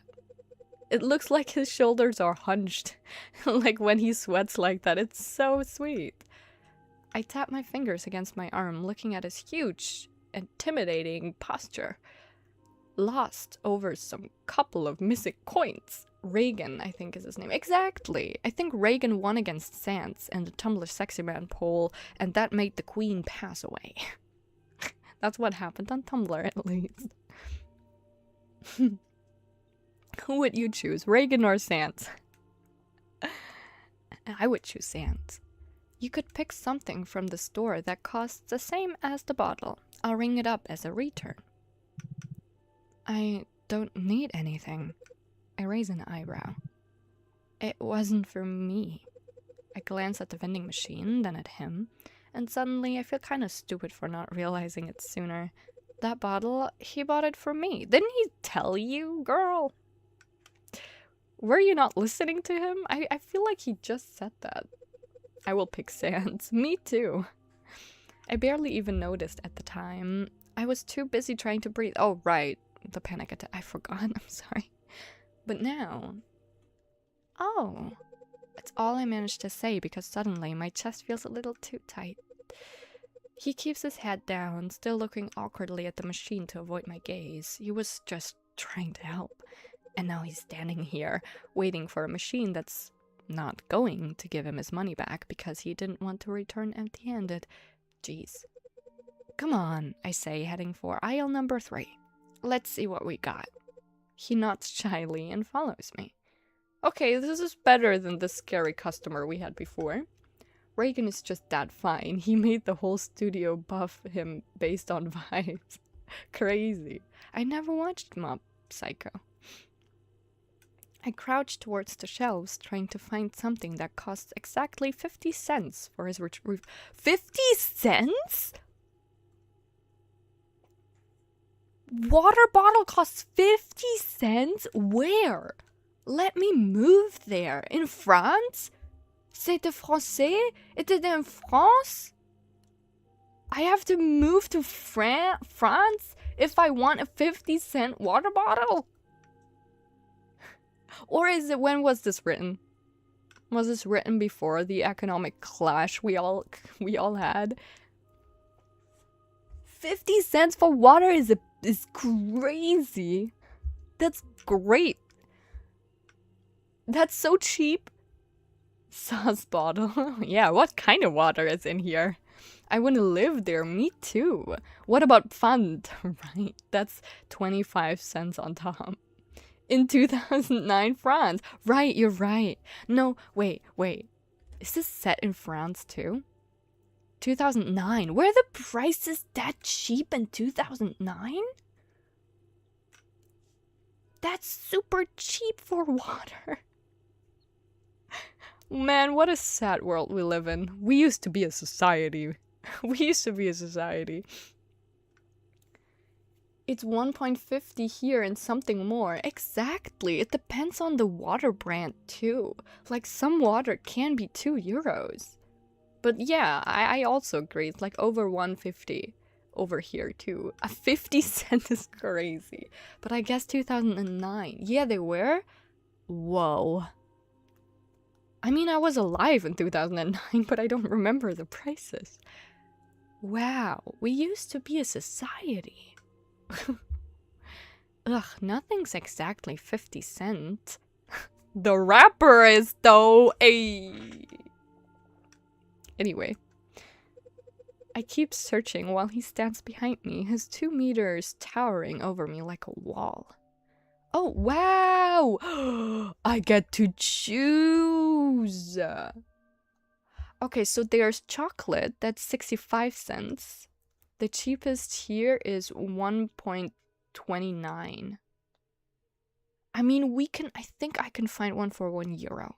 But yeah, it's never 50 cents anymore. So we have chocolate for 65 cents, Hubba Bubba gum for 60 cents. I love Hubba Bubba. And is that Bulldog? Is that Bulldog? Spicy ramen for 50 cents. Is that 50 cents? This is exactly 50 cents. It's always someone's birthday with 50 cents. Hubba Bubba is awesome. That was my childhood, especially the circle ones. Personally, I love chocolate. I would love a chocolate. You can ask, I mean, you can't since they're not online anymore. You can ask Withers. When I was over there, I'd love a good chocolate bar. Ramen for 50 cents? Yeah, that's Bulldog ramen. Crazy. They're living in an economy fantasy, right? Yeah, Hubba Bubba is really sweet. I haven't had it in so long because nowadays I buy the boring minty gum. Because, like you said, Hubba Bubba is really sweet. I'd usually go for chocolate, but it's expensive. What does expensive mean? It's 15 cents more. Let's save, because maybe this changes something. And then let's return. And I'd love a chocolate. I like chocolate so much, guys. My eyes land on the chocolate bars on the display shelves. Hell yeah, boring minty gums. They just keep my breath minty fresh. That's the whole point. One of these? I hand him one. Ooh, wow. Damn. Boy, keep that sleeve down. But what are his tattoos, though? They look really scary. What is this? Is this Jack Skellington? Anyway, are those skulls? Okay, anyway. Arm full of skulls. Okay, that's not scary at all, dude. Yeah, chocolate is good after stressful situations. Exactly. The talk about chocolate. Wait, do I have chocolate? I have chocolate! I have Oreo chocolate, and I have I have this chocolate. Whoa. He hesitates to grab it, but does nothing. No. He seems disappointed to refuse. I put the chocolate back before standing up. He doesn't like what? You don't like Go out. Out of my store. He doesn't like chocolate?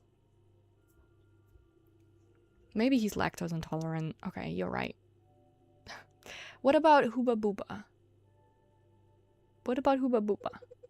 A pack of strawberry gum?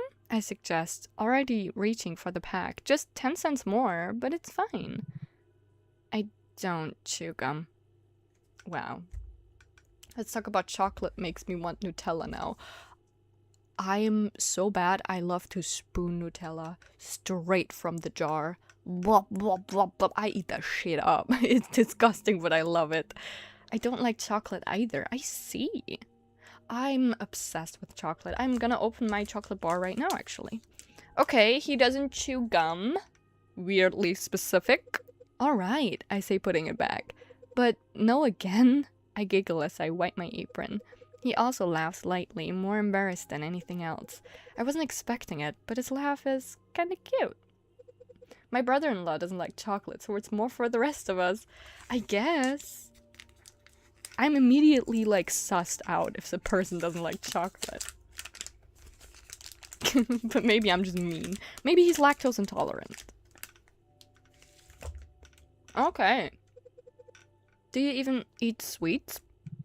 Not really. There you go. From the jar is the true way. Exactly. And I say that as a German. You're picky for a guy who just lost 50 cents. Not the rapper. Anyway. Don't want you to get in trouble. I won't. Still. God, he's so stubborn. But at least now I know he's capable of speaking in full sentence. That was not a full sentence. That missed the article I. And I don't like that. I'm very picky. Can he just not speak a full sentence? Full sentences. Anyway. Okay, you got the bulldog then. Sorry for eating chocolate during this. Hold on. I lean over to look behind him. What about spicy ramen? It's the exact same price. Spicy? That's fine.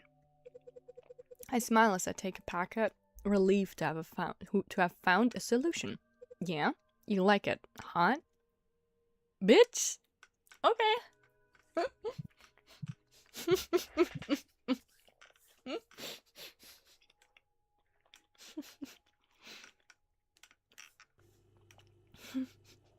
Good night, Flourish. I hope you can sleep. Night night. Thank you for dropping by. Anyway, I'm just gonna sometimes cool. It comes with an extra sauce pack. He clears his throat nervously before picking up the ramen, his helmet seemingly looking the other way. Why is he not taking it off? What does he have to hide? I'm being suspicious of him a little bit. Why though? That's great. Is he lying to me? Is he not good with spices?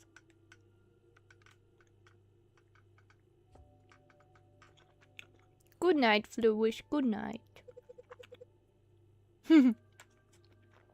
I think he's lying. He finally moves towards the counter, and as he walks away, I realize something. I just successfully convinced a fully grown man to accept 50 cents refund like it was something life-altering decision. This guy is something else. I lurk? Happy lurking, Zach. Thank you for being here. I grab a receipt from under the counter and scribble down the fake return, tearing off with a small flourish. Oh my god! Flourish mention! May he rest soundly, before sliding it towards him. Otherwise, Ronnie Joe will think someone stole from the store. And I don't need more work. There, proof that you officially got your refund. He hesitates before reaching for it, taking the slip between his fingers like it's something way more important than a dumb piece of paper. Thanks. I wave a friendly hand. You're welcome, Mr. Biker. He nods shyly, his own little version of a goodbye. Mademoiselle.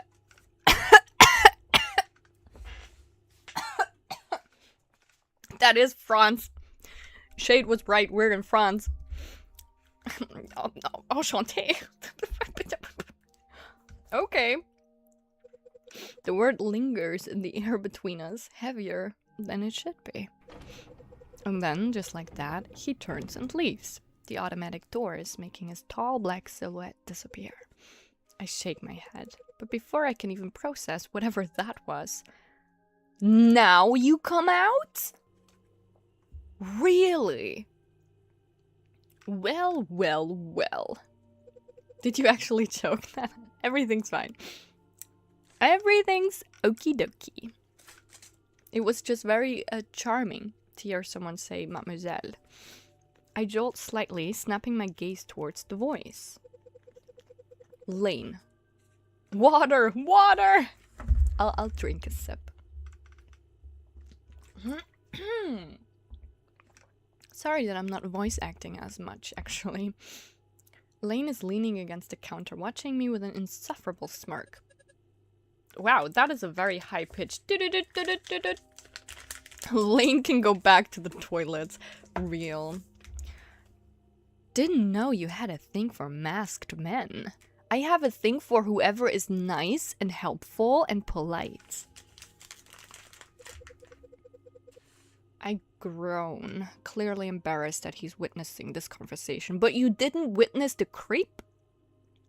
There he is. Someone turn off the CCTV. I gotta teach him something. Lane. No, it's fine. I get it. I shift uncomfortably under his gaze.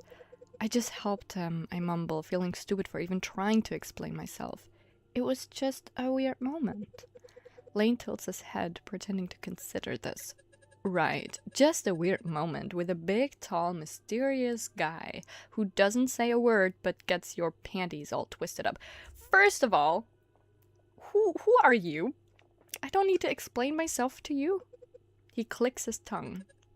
Can't blame you though. The quiet ones do make you wonder, don't they? I groan, embarrassed, half irritated. This is not a workplace conversation. You're disgusting. He laughs, clearly enjoying this way too much. Just saying. Maybe next time, ask him to take the helmet off. Well, yeah, okay, you're right. Could be ugly as shit on there or worse. He leans in slightly, his voice dropping to a mock whisper.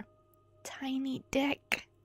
Hey, size does not matter, actually. Jesus Christ, Lane. I shove past him, ignoring his chuckle. Before he can push it further, his phone buzzes. Him wearing the helmet is a mere coincidence. He does it to protect his eyes, okay? I'm calling HR on him and getting an alibi. I mean, this would definitely be an HR, or multiple HR violations already. He didn't help us either. He pulls it out, glanced at the screen, and his smirk fades into something more annoyed. Whatever, I gotta deal with something. He shoves the phone back in his pocket. Already halfway turned away. Don't go... What? Excuse me? Don't go creaming yourself over him in the meantime. It's none of your business if I cream myself. And when? And where? What? I roll my eyes so hard it almost hurts. Go away. Nico is speaking facts right now. Guys who make jokes like this usually have the small equipment. Can I would love to pin this, but I shouldn't. Though you are spitting facts, actually.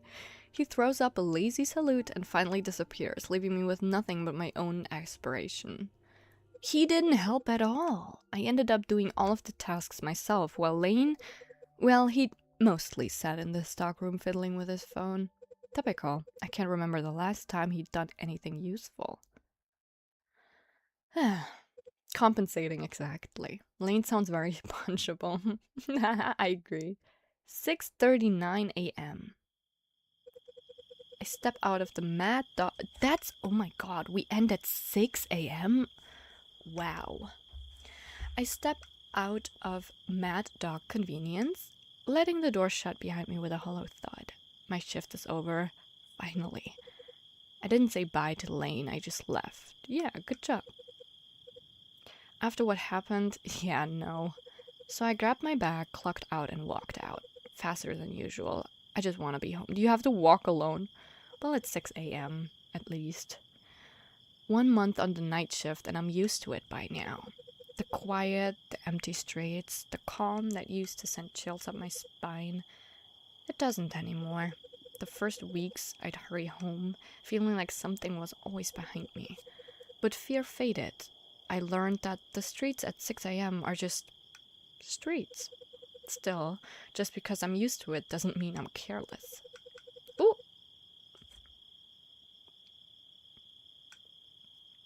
That's a really old phone. Pretty soon I'll be working from 3 a.m. to 1 p.m. Wow, that's a long shift. I hope the night shifts are kind to you. That's a very old phone. Do you guys remember these phones? Wow. I pull out my phone as I walk, not to text anyone, just to look busy. People are less likely to bother you if you look preoccupied. Stupid, but most of the time, it works. I glance at my screen, scrolling absently. The screen glow makes me feel less alone, even if I'm not actually reading anything. I keep scrolling aimlessly, not really taking in the words. I have missed calls, 7? And 1 missed message. Just something to keep my hands busy and my mind preoccupied. iPhone 4, old gang, yeah! Or iPhone 3s. What was my first phone? I think a 4 as well. You have an old one laying around somewhere? I have a flip phone still laying around, actually, because I'm never gonna part from it. I miss my flip phone so much. But I think I also have an old Samsung somewhere. This is, I think this can only be an Apple, right? 3G, oh my god, I remember 3G. I mean, this is 2009, that's for sure. The night is quiet. The streets are mostly empty aside from occasional distant cars. Your first phone was a Nokia? My siblings had that, my older siblings. I remember it. The really typical one that was like a brick. A few minutes later, my steps slow as I reach my building, already fishing for my keys. No, what's happening? Oh, I can click. Oh, it's a point and click thingy. It's a water bottle? Oh my god! Oh my god! It's the dude. It's the biker dude. I stopped right there, sitting on the front. I was confused why there was a water bottle. Oh my god! A bottle of water. I blink. It's new, sealed. The plastic is cool, condensation beading along the lines like it's been taken from a fridge. My first thought is that someone dropped it, but it's placed too neatly, right in the center of the step, like it was left there on purpose. I glance around. The street is empty, no movement in the windows above me, no sound except the distant hum of traffic. I swallow. It's just a bottle of water, but it feels weird. My neighbors? Maybe? Someone from the building could have left it behind, but why? And why right here? My mind flickers back to earlier, the vending machine. Biker boy. We can't keep calling him Biker boy, we have to ask his name. No, that's dumb. It could be from anyone. But my fingers tighten around my phone anyway. Oh my god. He knows that's very creepy. I think he might be the yandere if he knows where we live. But hey, it's fictional. Exactly. Take the bottle. I would take the bottle. I hesitate and then sigh. It's just water. No point in overthinking. You should have some, like, tests, though, if it's drugged or not. I crouch down, my fingers brushing against the cool plastic as I pick it up. Everything is perfectly normal, except for the fact that it's just here. I turn it over in my hands, scanning the label like it will somehow give me an answer. But there's nothing. No note, no clue. I just tucked the bottle into my bag. It's probably from our neighbor. Maybe someone left it for themselves and forgot about it. That would make sense. Without knowing why, I glance over my shoulder before stepping inside. I glanced over my shoulder too because I got scared of it. I finally make it home after a few minutes. Well, that's a joyful home. As I slip the key into my door, I notice the silver of light glowing under the door next to mine. Amelia's place. Of course, she's already up. Or maybe she's still up? Hard to know with her. Who's Amelia? She's probably getting ready for work. Meanwhile, I'm coming back from it. Take the water, but don't drink it. Smart, actually. We really are living opposite lives, don't we? Or maybe not. I push my door open and the familiar scent of strawberry candle welcomes me. I flick the light on. The room's exactly as depressing as I left it. I glance too. This game is... ooh, it's eerie. It's small. 1 bedroom, a living room, a bathroom, and a tiny kitchen. I toss my bag on the couch and kick off my shoes. My stomach growls loudly. Right, food first. I head to the kitchen. Maybe Lane's sister? Maybe we live next to his sister.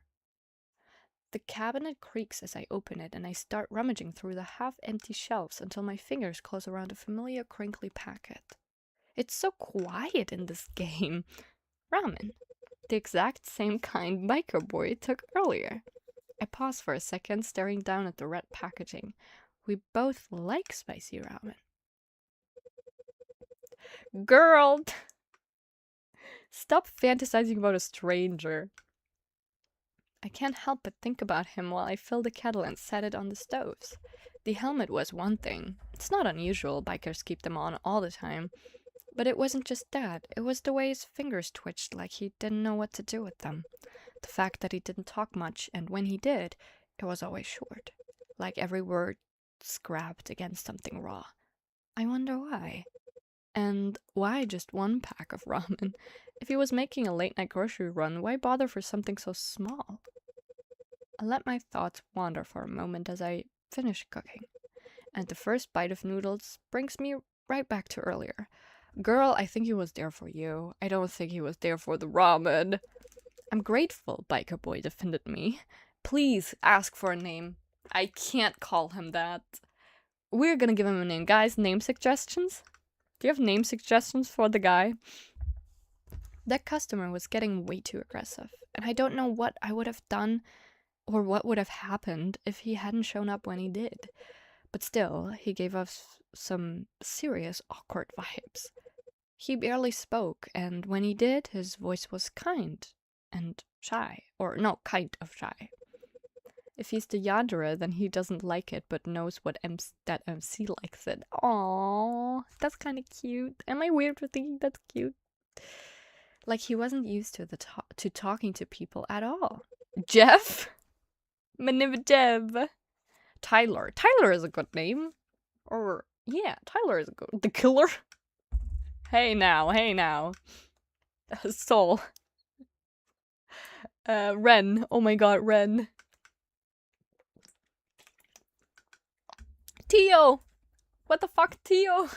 No, but Tio was mean. He's nice. He looks like he walked right out of a biker gang. But I swear, he had the energy of a teenager who'd never talked to a girl before. Damon is a good name. Ethan. Puppy. Pipple. Mr. Worldwide. Mr. 305. Dale. Ring the ring the ding the ring. Nick. Nick is a cool name too. I let out a small huff of laughter, twirling my chopsticks in the noodles. Puppy is very cute, yes. But Pipple is funny. Cute. God, what am I even thinking? Puppy. That's what you're thinking. Maybe I'm just starved for any kind of positive interactions. Okay, that's fair. Especially after the last few days. I mean, I wouldn't mind seeing him again. Just to see if that awkwardness was a one-time thing or if he's always like that. Crazy frog. Ring ring. Damon. I like Damon too. Or Ethan or Nick. Those are really good names. Tyler is good too. I was so focused on myself that I didn't even thank him. And now I'm not even sure I'll see him again. Esme, you idiot! With those hips, call him Shakira. Shakira, Shakira. Wait, what is that Vine again? Guys, do I sound like Shakira? She like touches hot water and like Shakira, Shakira. I keep getting distracted by chat. Hold on. The sun's rays are already streaming through the blinds. I scrape the last few noodles from the bottom of the bowl and slurp them down. And then I dump my bowl in the sink with a clatter, deciding the dishes can wait until tomorrow. That's me every time. A pile is already waiting for me. It's a sad little mountain of neglect. Shakira, is that you? Shakira, is that tú? I love those memes.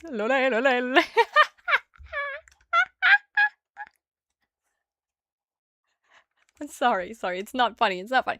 Whew, it's not that funny. Shakira, is that tú? Shakira, is that tú? We used to say that when a friend of mine cosplayed Hua Shang from Heaven's Official Blessing, because the cosplay is very dangly, because it's canon that Hua Shang makes a lot of noise. And like the cosplay as well, it's like keys, you know, keys climpering. So whenever my friend was walking and it was like making noise, we were like, Shakira, Shakira, is that tú? And they would just move, lole, lole, lole. And it would climper some more. It was like keys jingling. Okay, let's lock in, guys, lock in. No worries, future me will handle it. Right, that's what I... Jingle, jingle, that's what I tell myself. I wipe my hands on a towel and glance around the apartment.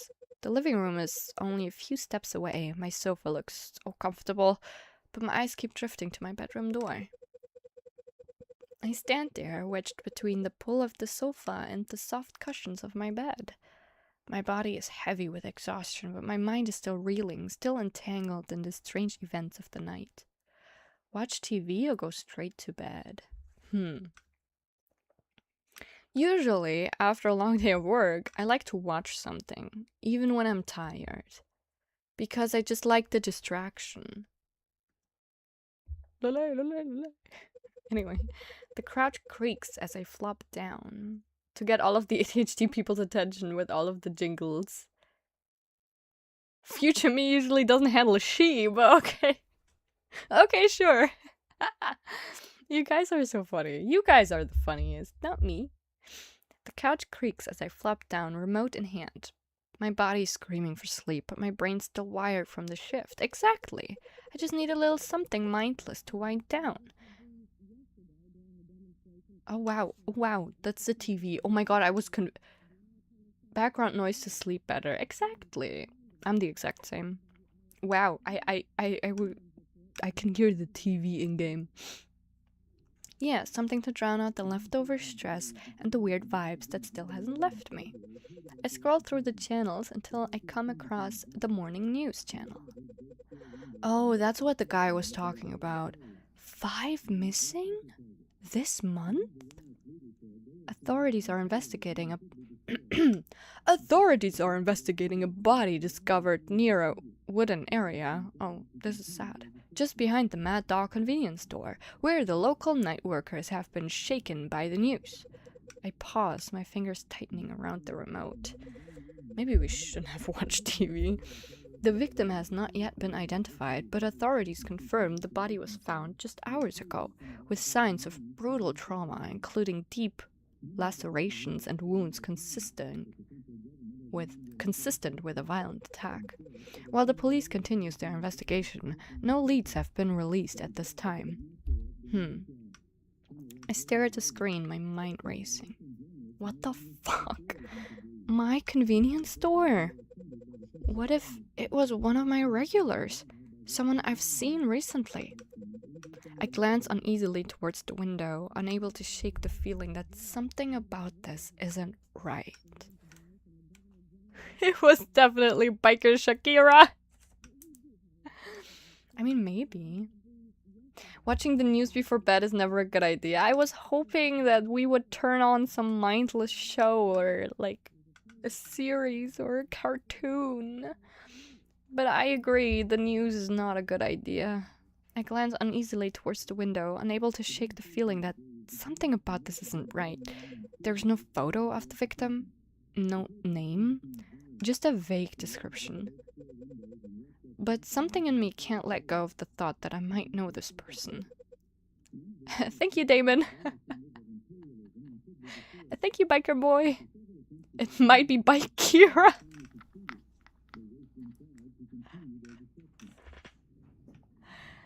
Yeah, Lane is sus. By Kira is crazy.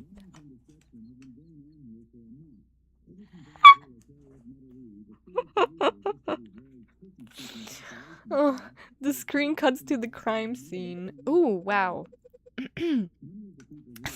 The image is blurry, pixelating what I assume are the worst parts, but that's not enough. I see the shape of an arm bent the wrong way, the red marks crudely hidden beneath the pink pixels. I swallow hard, my stomach twisting violently. The worst part isn't the blood, I can barely see it. It's the fact that these people, these victims, they're people like me. Night workers. People who leave their jobs when the rest of the world is waking up. People who walk home alone in the dark. I think about the guy at the counter tonight. Maybe I should have questioned him. Yeah, you should have called the police! Anyway, the 5th body found this month.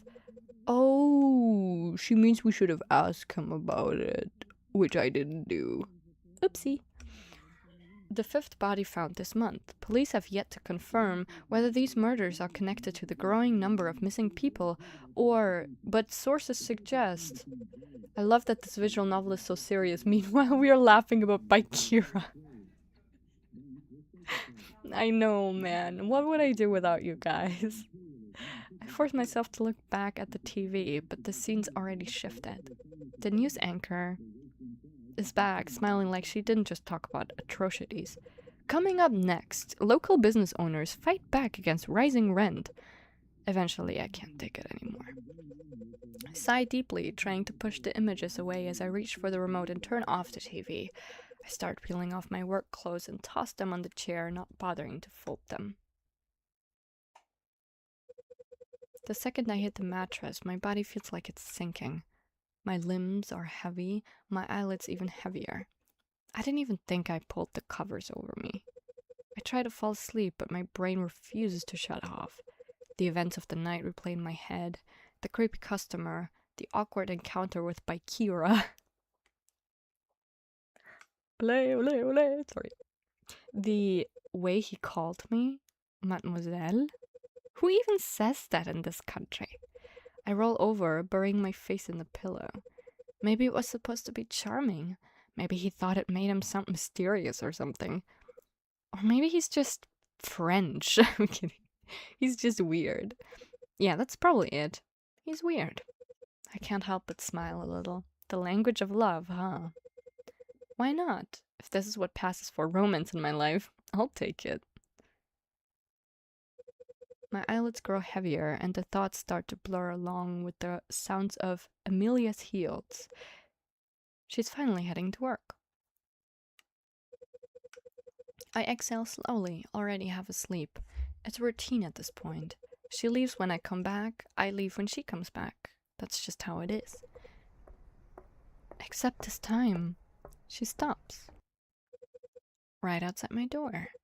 I don't open my eyes, but I feel it. Like she's standing there, thinking about knocking. I don't call out. I'm too tired. So I just wait. And a few seconds later, the footsteps start again, and the sound fades. Amelia is gone.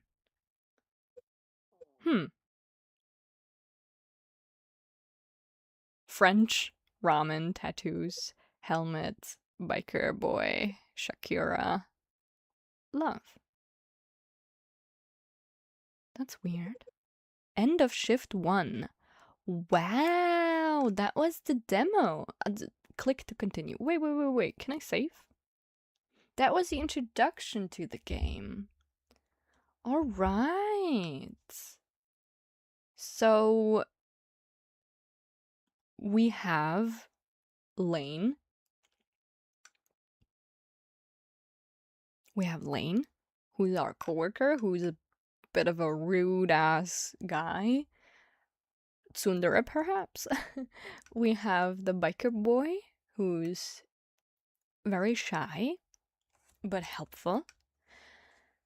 And then we have Amelia, our neighbor, who's sadly always passing us. Maybe she is Lane's sister, we don't know that.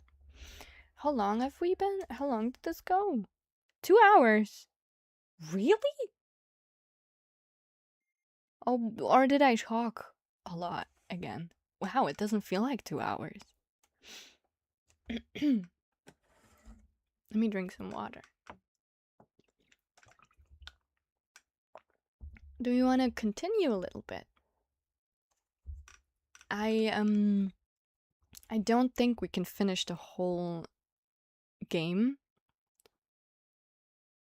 today, because it's 3 shifts, and apparently it's a lot. Like shift number 2 and shift number 3 is a lot of words. But we can continue with the second shift a little bit, or we can do that another stream. What do you guys think? How are we feeling? I could continue, personally. That's a cool intro. Like, yeah, demo, right. It is. It's very interesting. It's very short. Packed by Kira gotta be my head tonight. Same, I really like his character. I wish we would have met Amelia, though. But maybe we will later. And we also found out that there is some crazy and scary things happening. We can go for shift 2. Right. I don't know if we've finished the whole shift, but let's continue a little bit more until we feel a bit more eepy. How about that? Because I feel pretty interested right now. This was a very good introduction.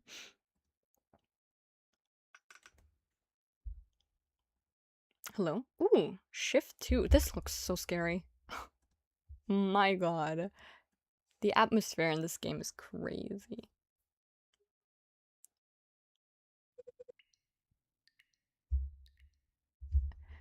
You hear a slow drip, then another, and another. Something cold and red is running down the walls of your memory. Ooh. October 2009.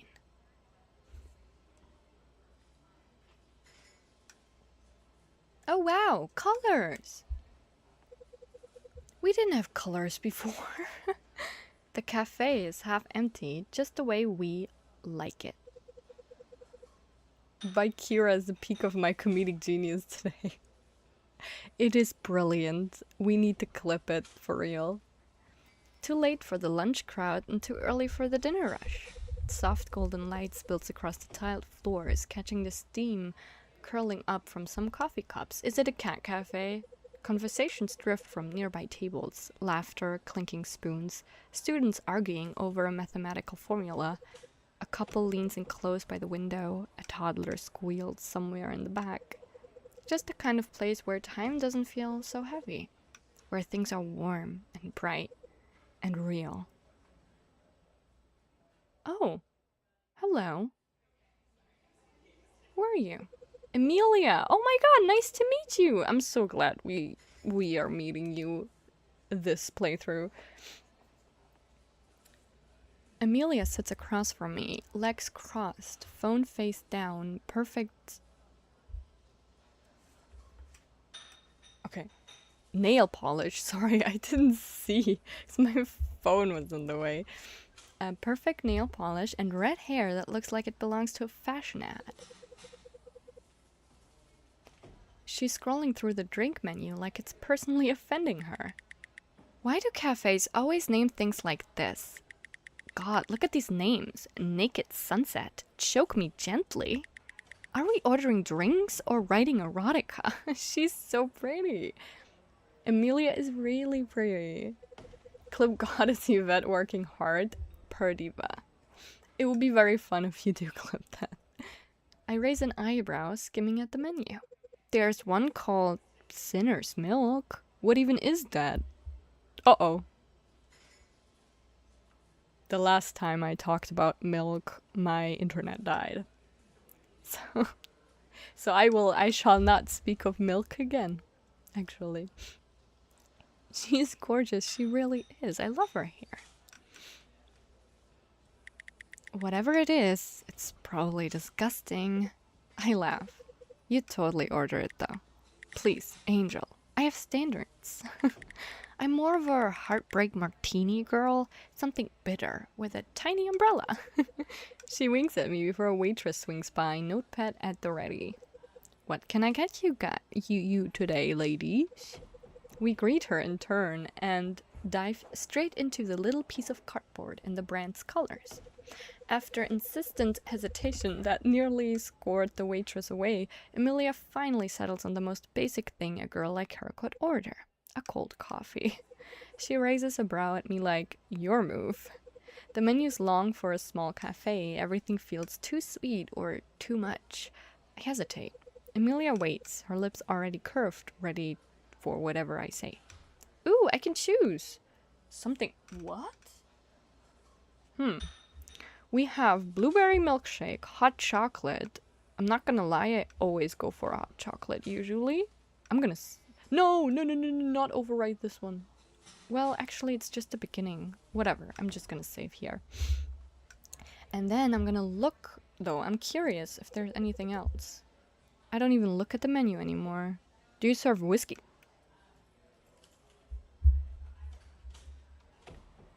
That's not what I wanted!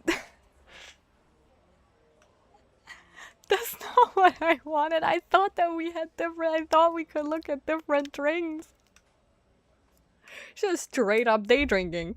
We're straight up day drinking. I would have gone with the hot chocolate if I knew that this would be the choice. Anyway, do you serve whiskey? The waitress raises a brow. Barely. One brand and it's crap. That's fine, I say. Emilia lowers her phone slowly, her eyes narrowing with something like intrigue. Whiskey at noon? She laughs, as if she's not really taking me seriously. Didn't think you had that in you. I like it. Just once in a while, it doesn't hurt. The waitress smiles kindly at us before slipping away to the other tables. Emilia taps her fake nails against the table thoughtfully. Drink it like that, and the creeps might think twice before messing with you. Or they'll think you're too dangerous, which works too. But let's be real. You have like 2 sips before you pass out. She grins, biting her upper lip like she knows exactly what button she's pressing. We settle back in silence for a moment, the world blurring around us. So, how was it? I snored. Honestly, not as terrible as it sounds. That's a first. I mean, whatever. It's minimum wage, but night shifts pay extra, so kinda worth it. I need the money. Okay, so we're catching up with our neighbor, who seems like she's also our friend. Put the whiskey in the hot chocolate. Exactly, make it like a Bailey's. Ooh. That actually sounds really good.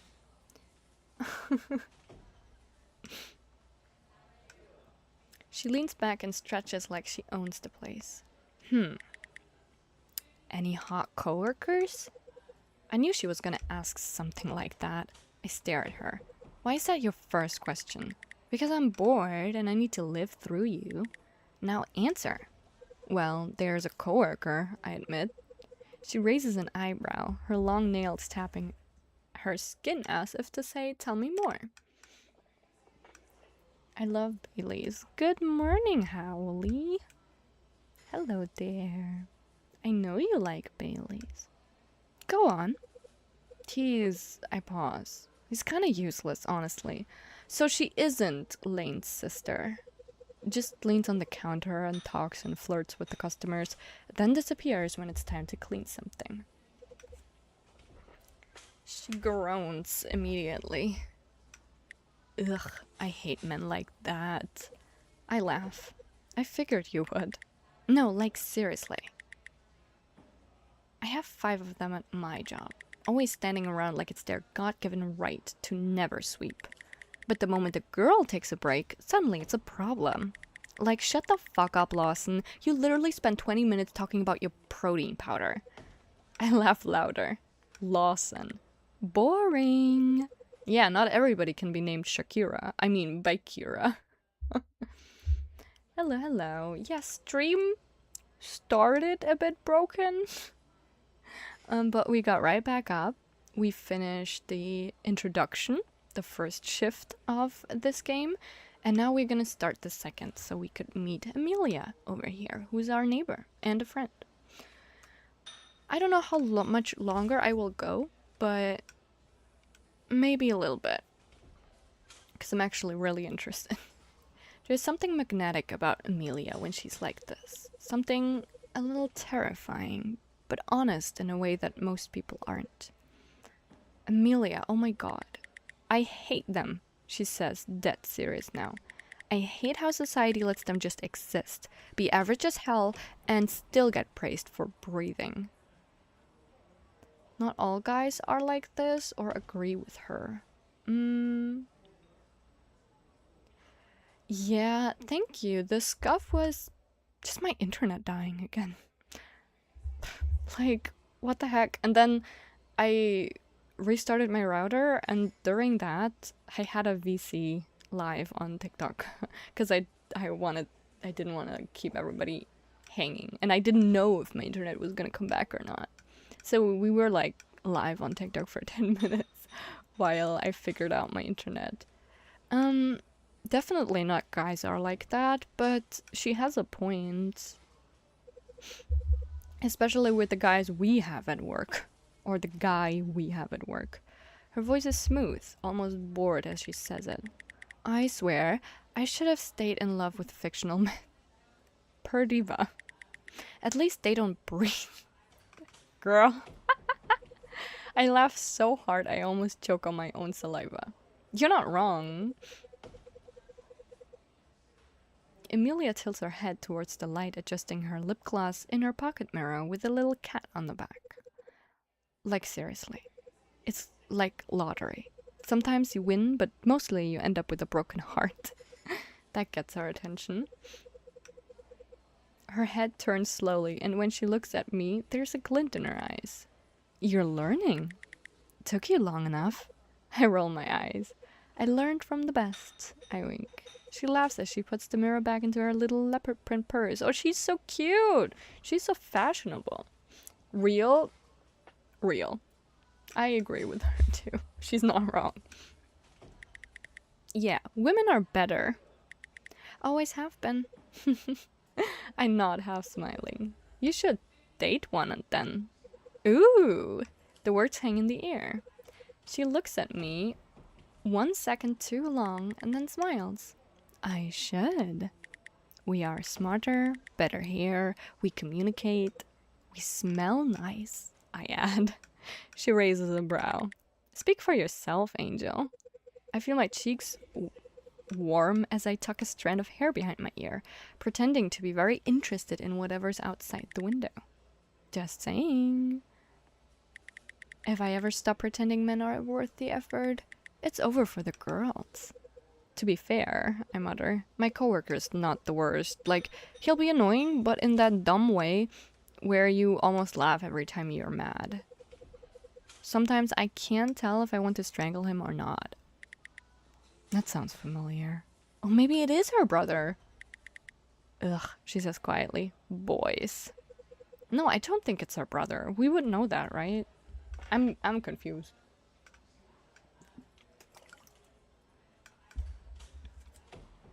She hears me chuckle and her voice softens right away. You seem good there. Like it suits you. Bitch, I had a panic attack my last shift. I don't think this job suits me. Yeah, I admit. I kinda like it. What the fuck do you like about it? Oh my god. I guess she likes the danger. I guess she likes Bakira too much. Good. Enjoy it while you can. Night shifts do something to your brain eventually. Oh, wow. We keep talking. About nothing. About everything. Her voice is full of life. Her eyes are clear. There's a rhythm to her, like a song you've played 100 times but still can't help dancing to. It was easy with Amelia. It always was. Until it wasn't. But that part hadn't happened yet. What the fuck kind of foreshadowing? Uh-oh. I just realized the blue cat staring at us. I expected this to be a cat cafe at first. Oh. It was just rain. Ooh. Pick up the phone. November. Okay, so this is 1 month later. The sound of my ringtone yanks me from my sleep like a punch. I groan, fumbling around the sheets until my fingers finally close around my phone. I turn off the alarm. The screen's too bright. The time even worse. 8:44 p.m. Great. Another productive day of doing absolutely nothing. But it's not my fault. I'm a night owl. And this lifestyle perfectly suits me. I stretch, my bones cracking, leg forward, and collapse back into the sweet smell of laundry on my bed. Outside, the rain taps against the glass, almost like a soundtrack for staying in bed forever. God, I'm tired. Tonight's going to be brutal. Another night shift at Mad Dog Convenience Store. Another night of customers who think my name tag means I owe them a smile. No choice, though. Gotta make rent somehow. I roll on my side and lazily flick through my phone, just to give my brain something small and stupid to focus on. Notifications light up the screen. 2 missed messages from Lane? I blink at them, my thumb hovering over the screen. He messaged me last night? I guess I didn't hear it over the TV. I skim the previews without opening them. What the fuck? Suspense music starts playing. I hate this guy. I let out a quiet snort. Classic Lane. I could reply, or I could pretend I never saw it. Personally, I wouldn't reply, but I'm curious. I hover my thumb over the screen a second time. Brother. Oh. I tap out a quick response before I can talk myself out of it. I wait a moment to see if he answers. When I'm about to give up, I get a notification.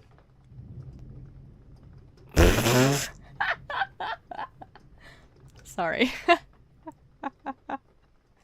I hate this guy. He's jack shit, but this is kind of funny.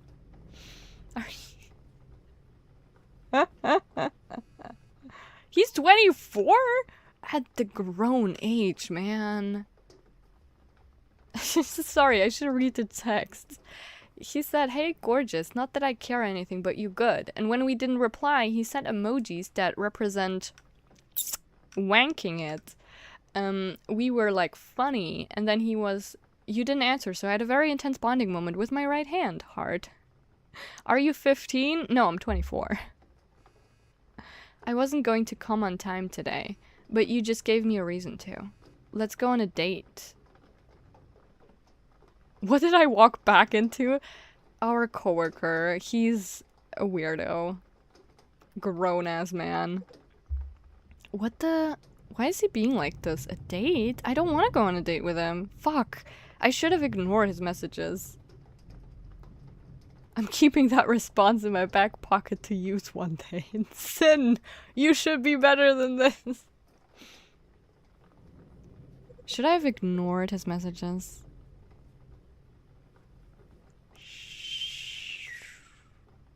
Is he drunk or something? Maybe. I smile despite myself. No. That's the thing about him. He's not a good guy, but not a bad one either. I think he's kind of bad. He's just sort of shows up. Sometimes with a flirty joke, sometimes with a lie. The worst is when he combines both. But I have to admit, On nights like this, when the sky is turning the color of bruises and the rain is pouring down, it's kind of nice to know someone's out there waiting for you. I don't know if I like this. Should I have ignored his messages, even if it's just Lane? Honey, that's a red flag. I finally sit up, letting the cool air wrap around me as the rain drums against the window. The floor is cold enough to make me hiss. Hold on, let's save it here. And let's see what happens when we ignore him. No. Because I'm not interested in Lane that much. Yes. Oh. Does it work? Oh. Yeah, we have to remember, Nico made a great point. This is 2009. People were a bit more crude back then. And also, we got a content warning for Lane's character specifically. He's specifically representing the culture back then, for better or for worse. Yeah, it's not a... doesn't change how good or bad he is, but it just explains it a little bit. I might be better than this, but comedies sometimes demand being worse. It was kind of funny, so I get it. As long as he's not, you know, like the guy we had in the beginning, the customer, as long as he's not like that guy, you know, he is not giving us a reason to say he's an actual terrible human being so far. Even if it just tells you enough. Maybe I'm just tired, but earlier for a few seconds I genuinely thought the character named Lane was Ivan from Alien Stage. They have similar hair. They do. Wait, no, she has a point, guys. What kind of content is Lane bringing in? We got, definitely, you can check out on the game page too, it's the first link in the description. We got a specific content warning for his character because he's representing, you know, very outdated type of humor. Yeah, it's yeah, you could do this if you're close friends with somebody, you know, these kinds of jokes, but that's just our coworker, man. I snort and toss the phone on the mattress beside me. Just Lane. I'll see him in a few hours anyway. If it's really that urgent, he can say it to my face, not half buried in a 7 a.m. message stuffed with emojis I didn't ask for. I roll on my back and stare up at the cracked ceiling for a while. It's like this with him. The kind of guy who calls you his favorite coworker but doesn't lift a finger when there's a spill in aisle 2. Half charming, but half trash too. I sigh. Somehow you stop noticing the difference after enough hours together behind a grimy counter, and you always end up forgiving him without noticing you did it when he screws up something. I finally sit up, letting the cool air wrap around me as the rain drums against the window. The floor is cold enough to make me hiss. The apartment is freezing, probably because I still haven't figured out how to work the ancient heater. But it's fine. I like the cold. My fingers get caught up in my hair as I rub my face to wake me up, a tangled mess that perfectly mirrors my mood. I grab my hoodie from the floor and tug it on. Maybe I should get moving. Shift starts soon. Ooh! Ooh, we can do stuff. If it's a homie, it's funny.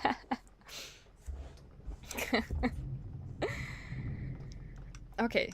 Oh, there's a water bottle. There's a water bottle. A bottle of water rests neatly on the table, label facing forward like it's been placed with care. So we haven't, but you don't even remember taking it out of your purse last night. What the fuck? Guys.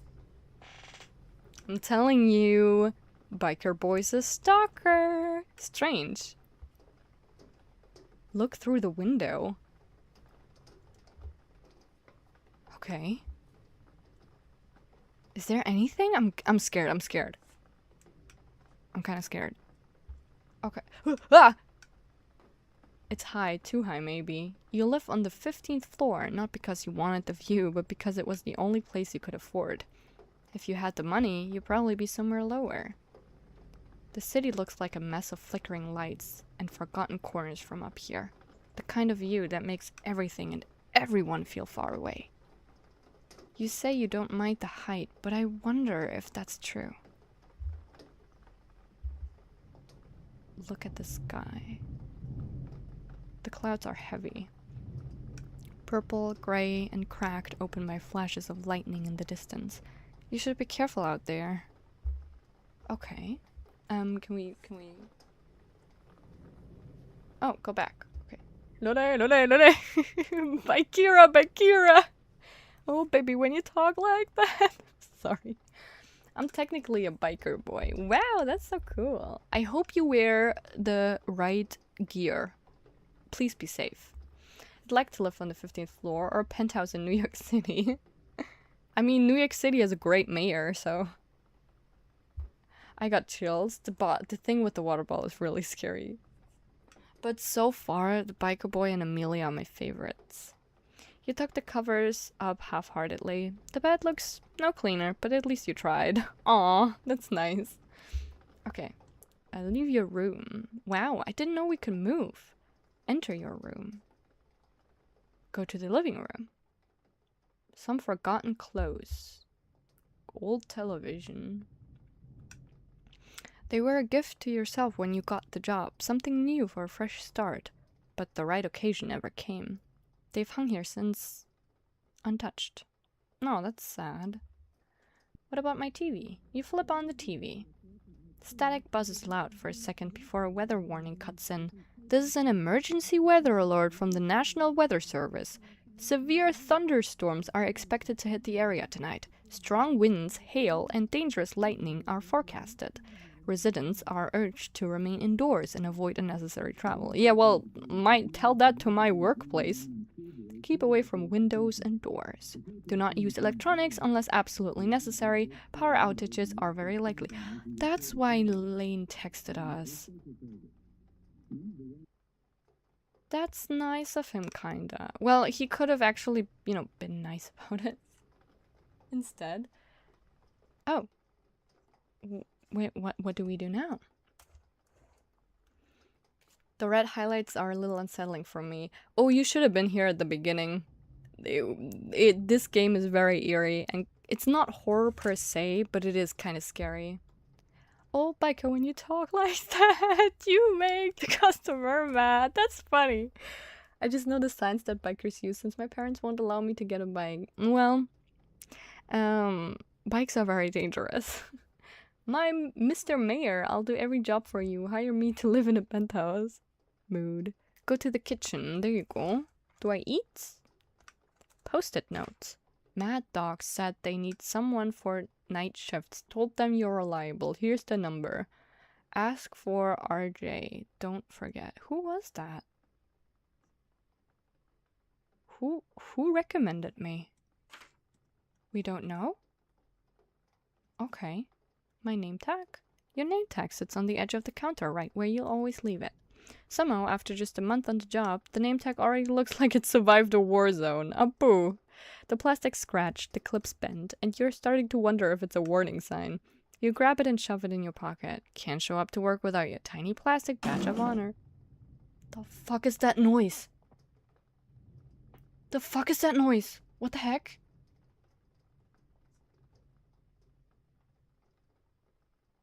What the fuck? Anyway. Inspect the sink? The sink's overflowing with dirty dishes. You've lost track of how many days it's been like this. It's a constant reminder that you really should clean up. But not today. Maybe tomorrow. Right. Open the drawer, get that knife. Get that knife and carry it with you. There are people going missing. Unused chopsticks. From that sushi place you used to go to after work. You always said you'd go back, but you never did.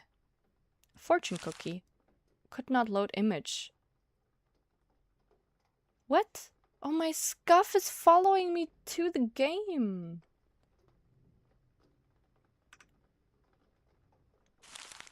Apoo. Scuff has followed me in the game. A crumpled recipe from your first shift at Mad Dog Convenience.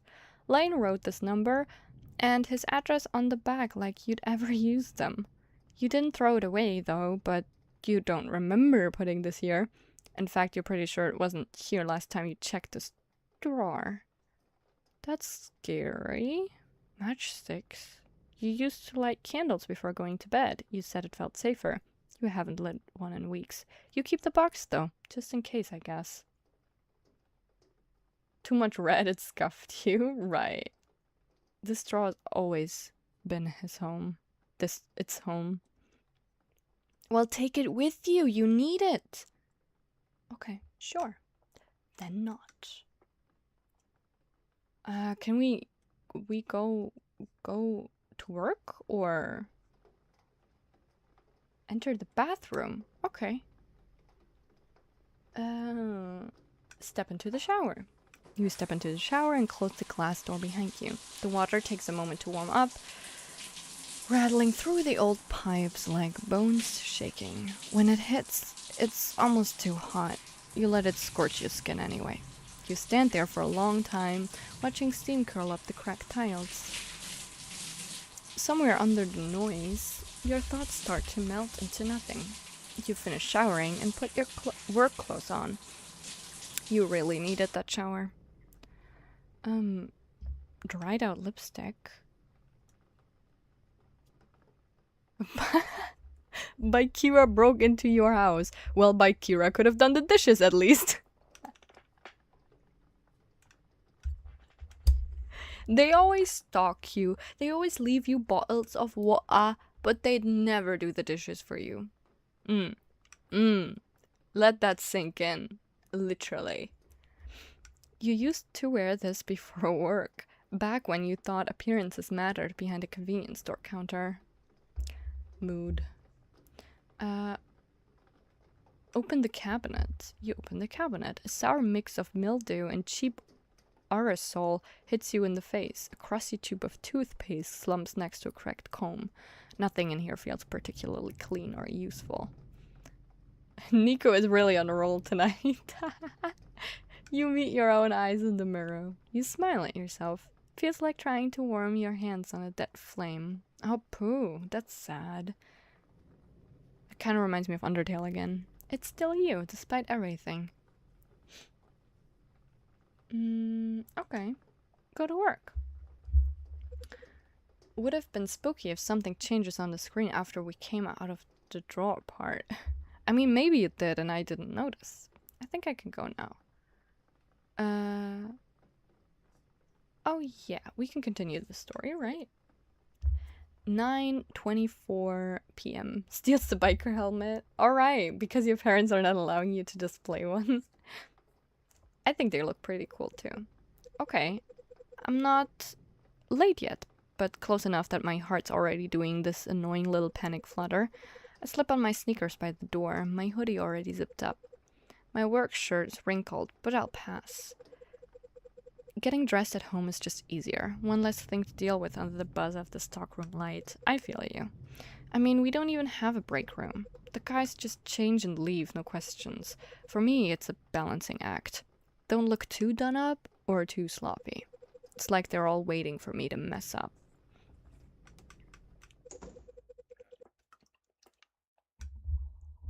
I am going to quickly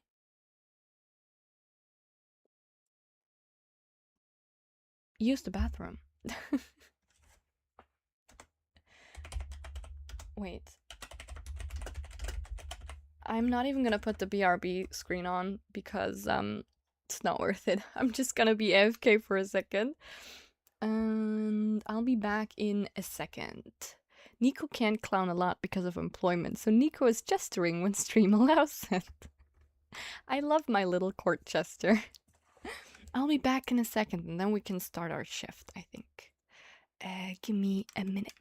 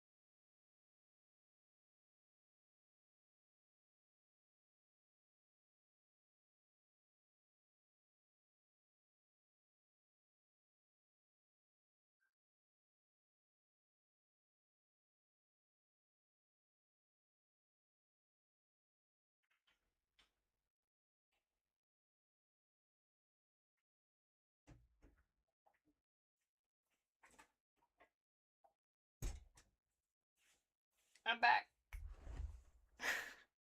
I'm back. Esme looks like she powered down. That's funny. No, she just looks like we're keeping chocolate from her. Don't fall in, there's no life alert. You guys are so funny today. Must be the new moon phase. Must be the eclipse.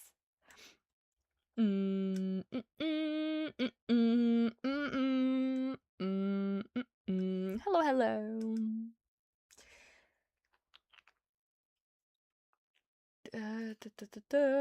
Back mentioned. I actually, let me do a posture check. Let me crack my back a little. Oh, that was nice. Nice. Okay, there we go. Guess how much a biker helmet costs? I actually don't know how much it costs. Is it super expensive? Everyone unshrimp! You shall unshrimp now, the mod has spoken. Let me burp too, actually.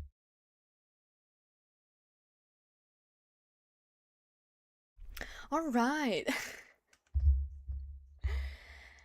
Ooh, I felt that. It felt really good.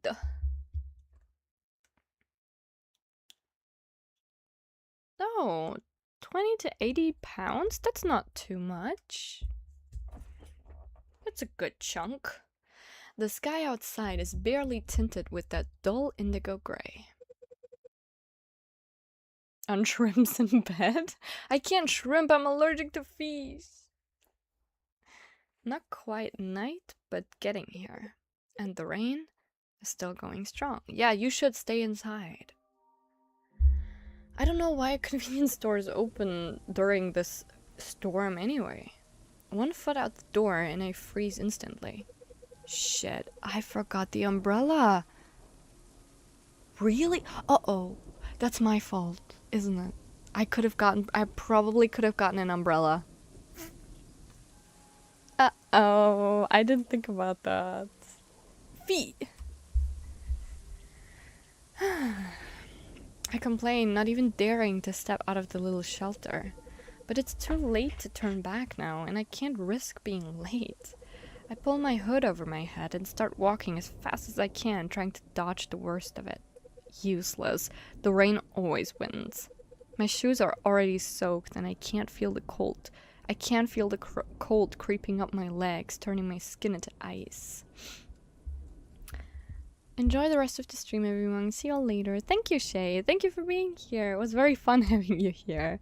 I hope you have a great rest of a day, night, whatever, wherever. Take care, please. Bye-bye. I found one a few years ago that is a fully black one with red lines all across the helmet. That's cool. Fits your aesthetic too. Jeez. Well, at least it's not Monday. That's something, right? Esmeralda torturing her game herself with no rain catcher. I totally forgot about finding one. Everything else has gone straight to hell, but at least the calendar is doing me one small favor. Gotta cling to those small victories, I guess. I take another step forward, but at the same time, the sound of a car speeding by throws a wave of water up. That's just mean. What the heck? Ugh.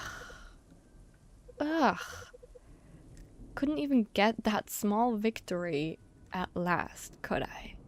That's so sad. I know how they feel though. I'm working more hours than usual this month too, and I feel it in my bones. It's not fun. It's not even midnight yet, but it feels late. I cut through a cracked parking lot near Mad Dog Convenience, stepping over the flattened remains of what used to be a soda can. Or maybe a rat? It's hard to tell around here. The front neon sign buzzes over my head, trying its best to flicker out one letter at a time. Right now it says, my dog! My dog! The only good news is that no customers seem to be in front of the store. Yeah, because everyone's at home. Girl, this rain will probably mean less work for me. You should stay at home too. Oh, wow. I nudge the employees only door with my shoulder, hoping it will open without one of its usual tantrums. That door has probably welcomed more wet hobos than actual staff, thanks to Ronnie Joe's genius idea of having one physical key and zero budget for a card system. That's bodily harm, by the way. Get the money for it, MC. That's true. They should. We should stay to bed. We always should have stayed in bed. He claims it saves money. That's just dangerous. I get the key for the week. Lane gets it the next, and so on and so forth. And this week, the sacred key belongs to Lane, which means I'm at the mercy of his punctuality, hoping his charming passive-aggressive ass shows up on time so I don't end up soaked in the alleyway rainwater, waiting like a stray dog. Oh no. I push harder, fully prepared to stand there in the rain and wait for him. And again, nothing. Oh, should I have texted him? Fuck! Not even a click. It doesn't budge. Lane's late. No surprise there. He's probably on his way, which in Lane time means he's just remembered he had a shift tonight. I press my palm against the surface and push anyway again. I give the door another shove, just for the principle of it, but it's still locked. Fuck, I murmur, resting my forehead against the door. Shit, should I have texted him? Fuck. I mean, I could go back to that save. But I'm curious what we're gonna do now. Rain slides down my hair, clinging to my neck, soaks through my hoodie. I'm fucking miserable. I decide to give up and take my phone out of my pocket. The rain messes with the touchscreen, but I still manage to scroll through my contacts anyway. My fingers are freezing. The screen jumps around every time a drop hits it. I squint at the names. Should I call Lane or Ronnie Joe? One's unreliable. The other one, well, slightly less unreliable. So either my manager or my coworker. We never talk to the manager. What if we call the manager? The choice of safety, no doubt. He's not perfect, but he's still the adult in the room. Kinda. At least he answers his phone usually. And unlike Lane, he actually remembers we exist when the rating drops. I hit call, but it's an instant click. Hello, this is RJ. If this is store related, leave your name, your problem, and whether Lane's cost it. If this is about the schedule, check the calendar first. If this is Abby, well, the line dies. I pull the phone away and glare at the no service in the corner of the screen. What? I have no service here? That's dangerous. You gotta be kidding me. The rain is coming down harder now, pushing water into my socks. No signal. And no one I can call. Fine. I tuck the phone back into my pocket and step back to look around. The parking lot is empty except for the garbage rolling in little gusts of wind. There is absolutely no one there. So I do the only thing I can think of. I start walking. I round the side of the building, hugging the wall, one hand raised to shield my face from the rain. There's a small delivery door around the back. I've never seen it open from the outside, but I try it anyway. Locked. Obviously. I hit it once with the side of my fist, more out of frustration than anything, and then keep moving. Maybe it's the universe's way of telling me to quit this job. But quitting doesn't pay rent. So I take a deep breath, crack my neck, and keep looking, like a lost idiot. Wet socks a sensory nightmare? Yeah, I mean at this point it's just wet everywhere, so... I finally arrive in the front of the store, where the automatic doors are also locked. I'm done. I'm actually done. All this because Lane couldn't be bothered to show up on time. Again. I muttered under my breath, my hands shoved in my pockets, and kick a piece of trash out of my way. I'm not even thinking about where I'm going now. I'm just trying to get warm. Trying not to yell. Good thing the storm will probably drown out my screams. That's not a good thing at all. I keep wandering past the store, just looking for somewhere to get out of the rain, but I hit something. Someone. I'm sorry, sir, I stumbled back, my hands flying up instinctively. Let's fucking go! This is why I didn't want to reply to Lane. I was hoping I'd see him again instead. The guy stumbles too, like I electrocuted him. He actually flinches away, taking 2 quick steps back and landing on his weird pose, like he's been caught doing something he wasn't supposed to do. He freezes. I freeze. Rain is pouring between us, creating this wall of water that blurs everything. I look up and blink hard. For a second, I can't see his face. Just the height. This black helmet? It's biker guy! Biker boy! Don't call him that. Bakira. He looks hot. Anyway, I agree. I wanted to see him again so bad. I didn't know if we would have seen him again if we texted Lane, or if we would have, you know, if Lane would have been in the store and then we would have just spent time with Lane instead of, you know, seeing the biker boy again, so. He doesn't say anything right away, just nods once, kind of like a kid who is not sure he's allowed to speak. Lole. And I can't bet he's panicking a little under that helmet. You're not inside? I blink. Oh god. Right. I look like a wet rat. No wonder he's confused. Nico's saying what we all are thinking right now. I mean, no. I say, brushing wet hair out of my eyes. My coworker's not here. I don't have the key, and I've been locked out for like 15 minutes. An awkward silence settles between us as he just stands there in the rain like he's trying to process my words. You don't have a key, he finally says, like that detail alone was a big problem to him. As Marette mentioned, oh my god! I should have pulled out my Fugi. I shake my head. No, Lane was supposed to open up today, but... Oh. Okay. Now we're 2 idiots in the rain. Wait, what is he doing here, though? He clears his throat, trying to seem composed, but his fingers keep fidgeting with the edge of his gloves. You shouldn't, standing there like that. His voice is low in a way that makes me want to lean in closer to hear it better. Yeah, that's a good excuse. That's a good excuse, YN. And my face flushes with heat that doesn't match the weather. Because... Like what? I ask like an idiot. Oh my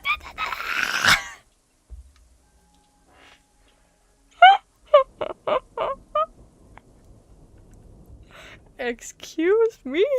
Where's my reverb when I need it? Wet. Right.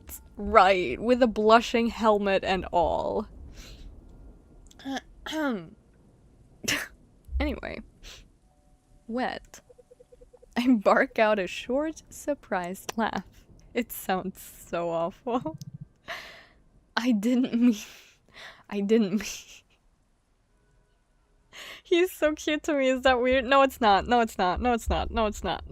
It's not weird. We're totally normal. Let us see your face.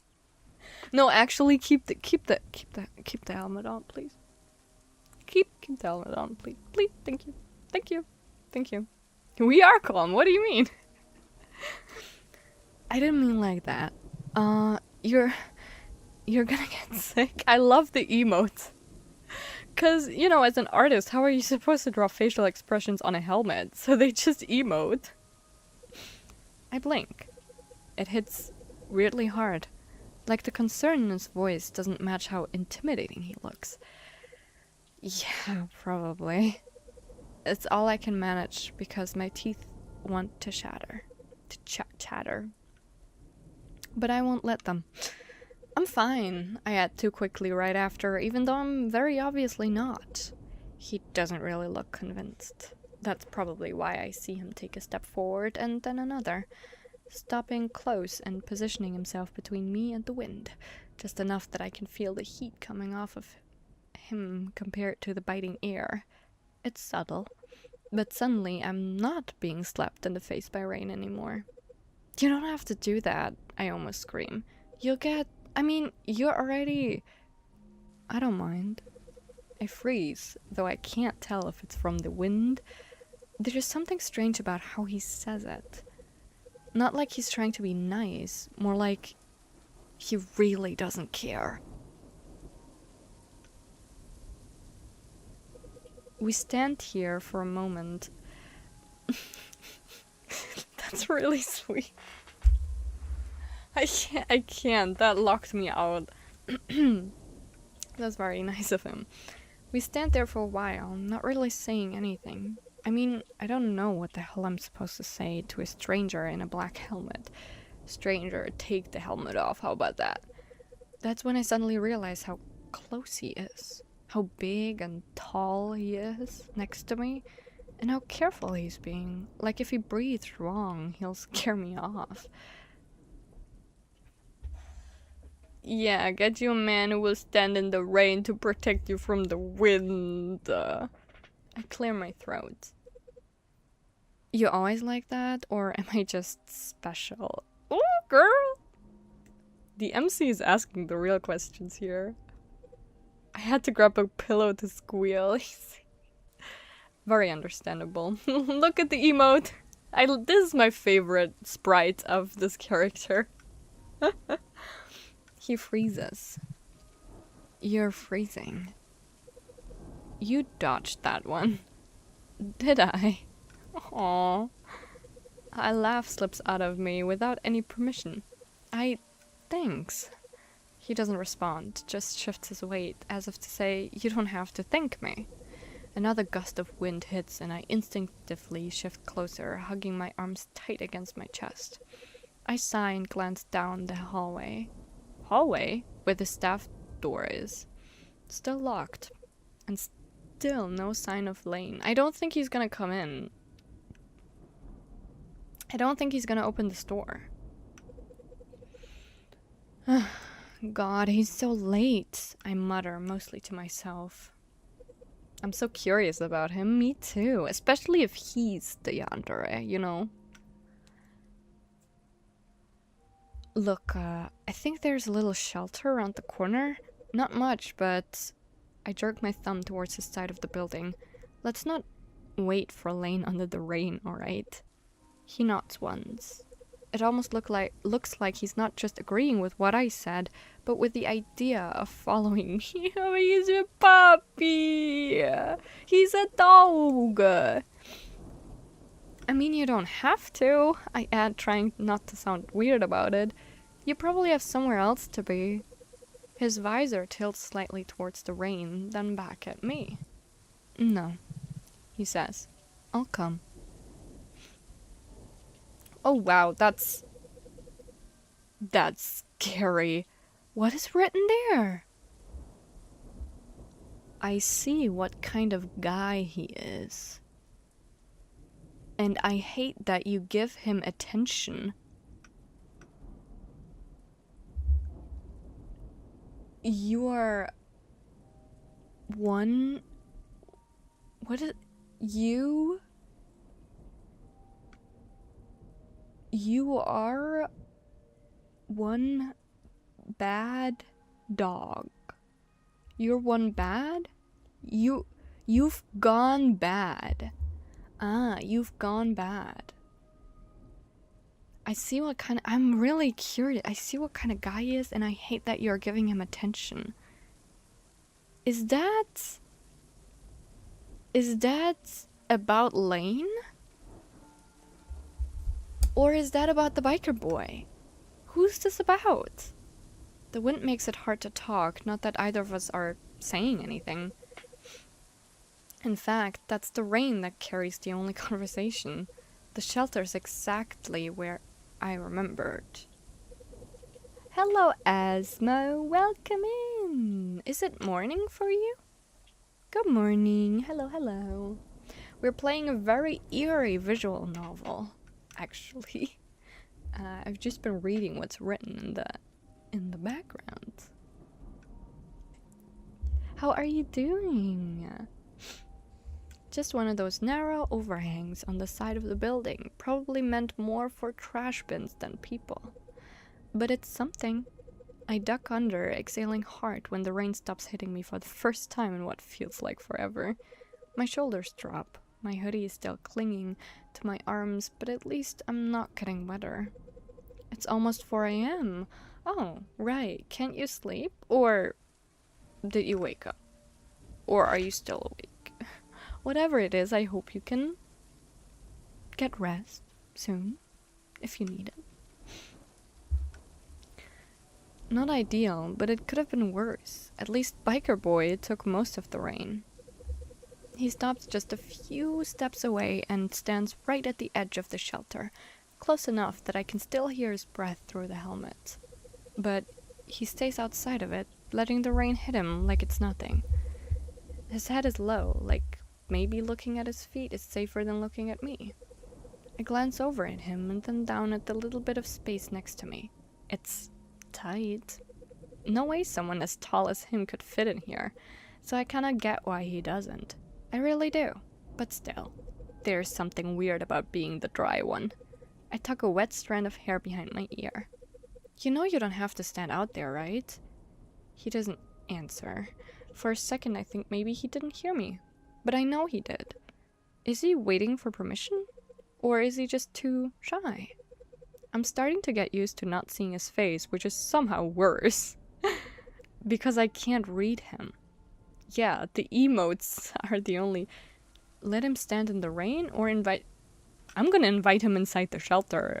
He's really nice. He's been nothing but nice to us. I shift in the tiny space, pressing my back against the wall. My elbow hits the metal and there's barely room for me, but I can't just leave him out in the thunderstorm. Oh, you fell? I hope you're well. Oh no. Please take care of whatever got hurt when you fell. That's so sad. That's so unfortunate. Oh no. I don't think it's a curse. Maybe just a sprained ankle. You should take care of your foot now. But though I also felt cursed that one day at work because I actually cut my arm up very badly. It was like an open wound. Trigger warning. And then the same day I almost tripped face first. So my first instinct was also being like, I'm cursed. It's over for me.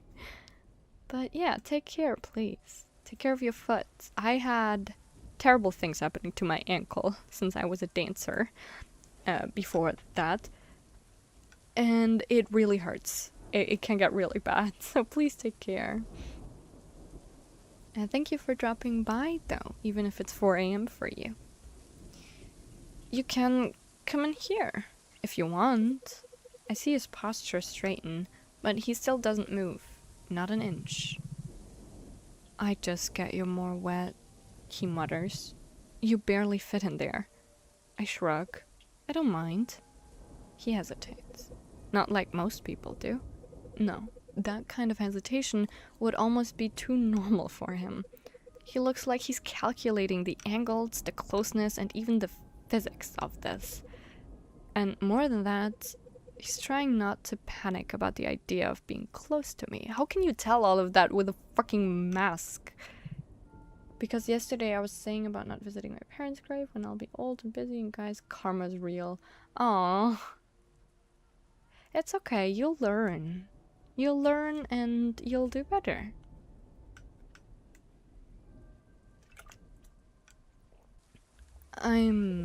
He scratches behind his neck, accidentally splashing water across his shoulder. I'm way too tall. I'd block the whole thing, but... Thanks.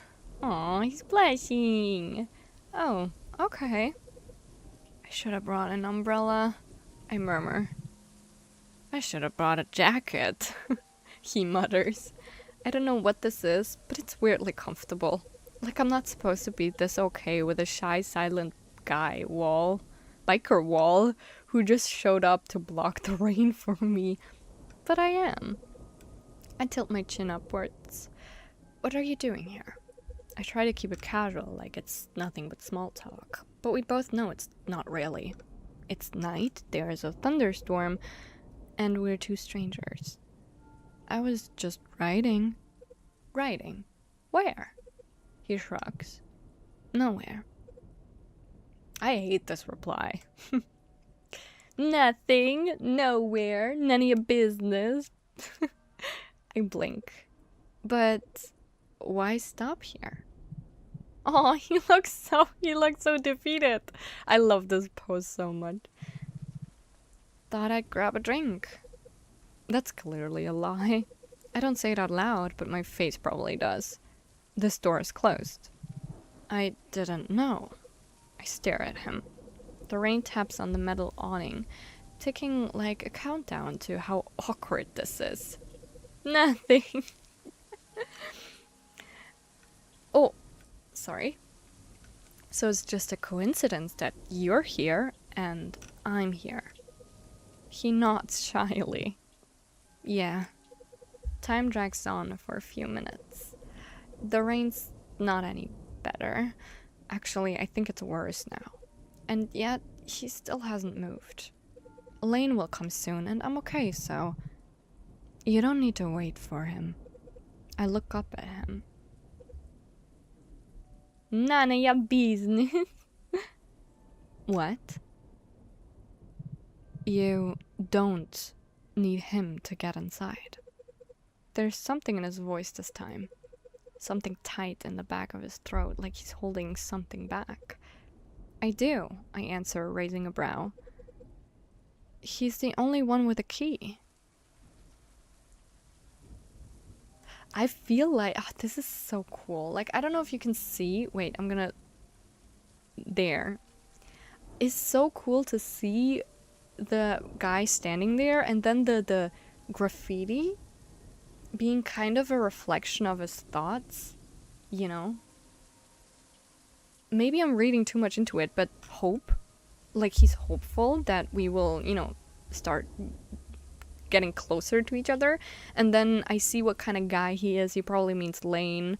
And I hate that you give him attention. Like, right now, we're, like, waiting for him.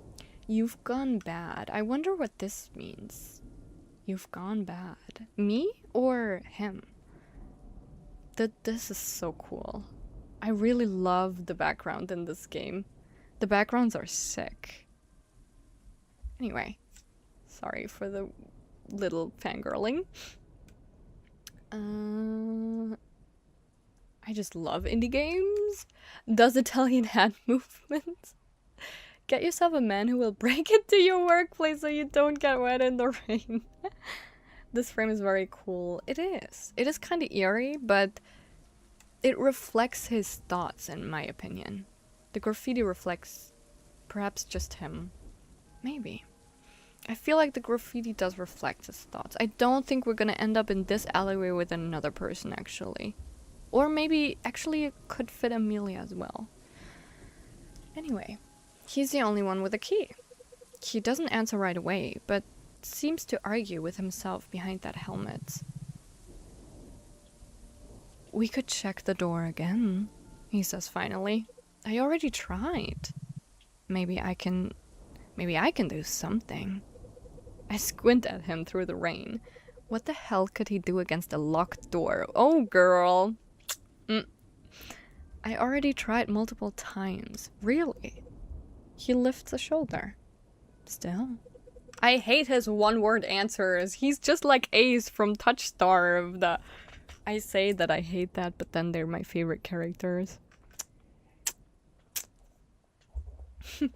You're very stubborn for someone I barely know. I mean that in a good way, I add. Mostly. Okay. Maybe moving is better than staying here. Fine, let's go check it again. He moves before I can, like he was already ready to block the rain again. And I follow him, even though I have no clue what he's planning to do. Not the dog treats right here. We finally reached the staff door, but at the same time... Oh! My phone suddenly buzzes, and I freeze. There's no signal signal out here, not since the storm rolled in. I checked earlier, 0 bars, not even Wi-Fi drift from some apartment window, nothing.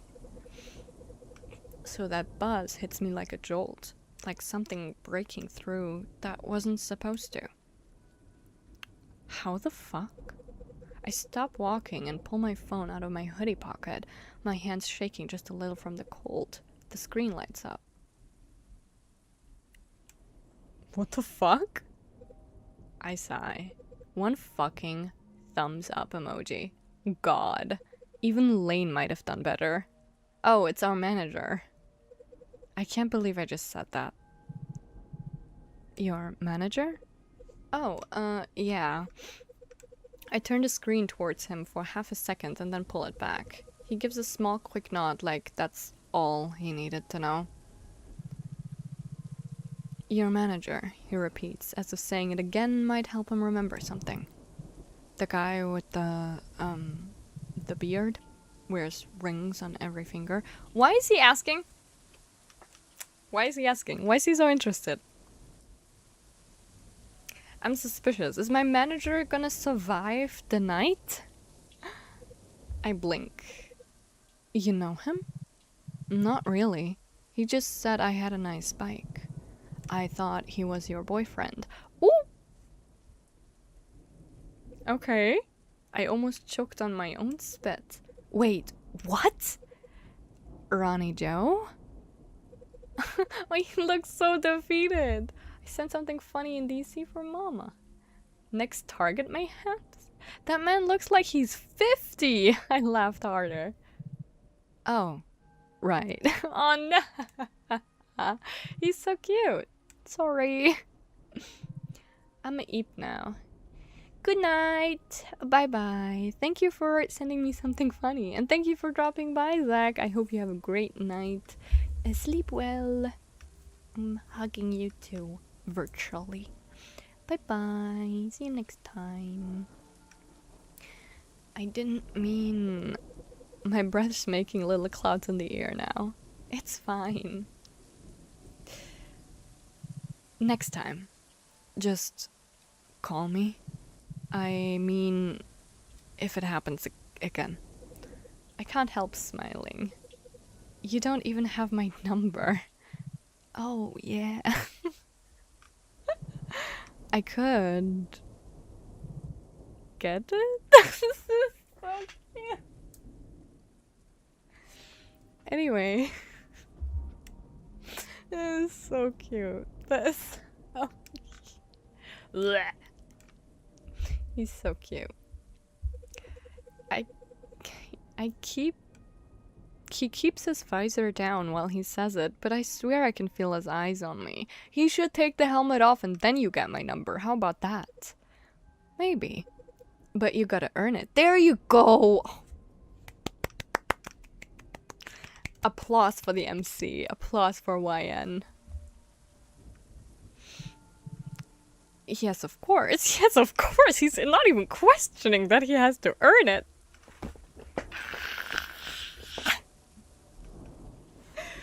Whew. Anyway.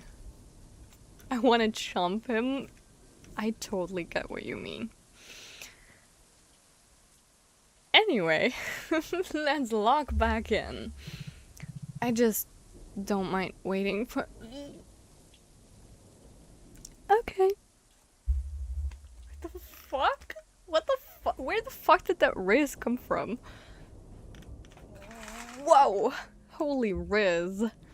I just don't mind waiting for you. Even if it's cold. Or being the one you call. I see. I say softly, twirling my phone between my fingers. Oh, he's so cute. He's written too well. Yeah, there must be a hook or something. There must be something about him, something bad. But you better not be the one. You better not be one of those guys who just sends hey and nothing else. I joke. But I'm not good at texting. And I like hearing you. Yo! Digga, was ist denn los mit dem, Bruder? Chill doch mal. Yo, what is with this random 0 to 100 is real quick. I mean, at least he's honest. At least he's direct. I glance up at him. Not good at texting? He lets out an awkward laugh. I'd probably just sent a photo of my bike. Okay, grow up. I'd like seeing it. Really? My chest flutters because I know he's got the biggest smile under that helmet right now. Take the helmet off! Anyway. Rizzing in the rain, rizzing in the rain.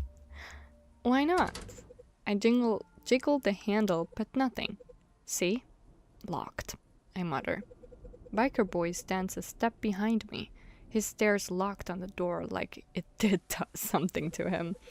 I tried the windows earlier, I add, sighing. Trash room, front entrance. It's like the store doesn't want me to work. I laugh softly as I say it. I say. I glance back at him and then nod towards the door. You think you could kick it open? It's a joke. Mostly. I mean, he's built like a brick wall. If I'm not expecting anything... He takes a step forward without hesitation. What the... Wait! I say quickly before grabbing his arm. You're actually gonna do it? He freezes, glancing down at where I'm touching him. You said to. He's like a dog just waiting for our order, man. She's fangirling so much he's spoken another language. The German had to jump out. I didn't know how else to say, Junge, was geht denn hier ab? Sorry for the German jump scare. But he's being very honest and very soft, so I really like that about a character. I stare at him. He's not being sarcastic, he's just listening. You were gonna kick a steel door open because I told you to? I asked, letting go of his arm, like I just realized I was still holding on. That's it? His head tilts, almost like he's confused why I'm confused. Yes? Romanian jump scare next. I wish I could pronounce that. I chuckle. Jeez, you'd be a real good obedient dog. Ooh! Who let the dogs out? What?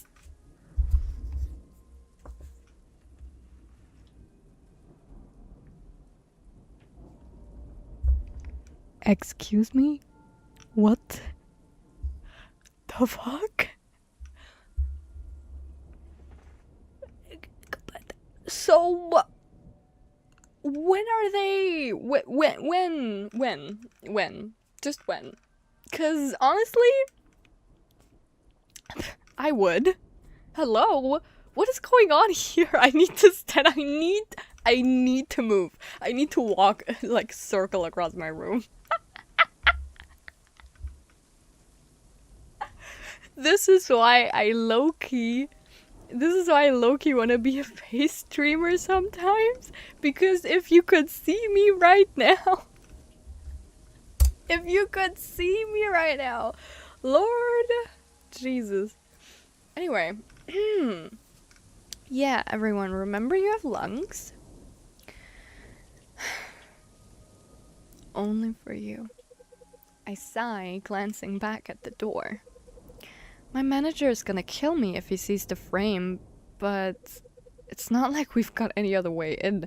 Don't go to work, girl. Like, ask the cute bike driver to maybe drive you home.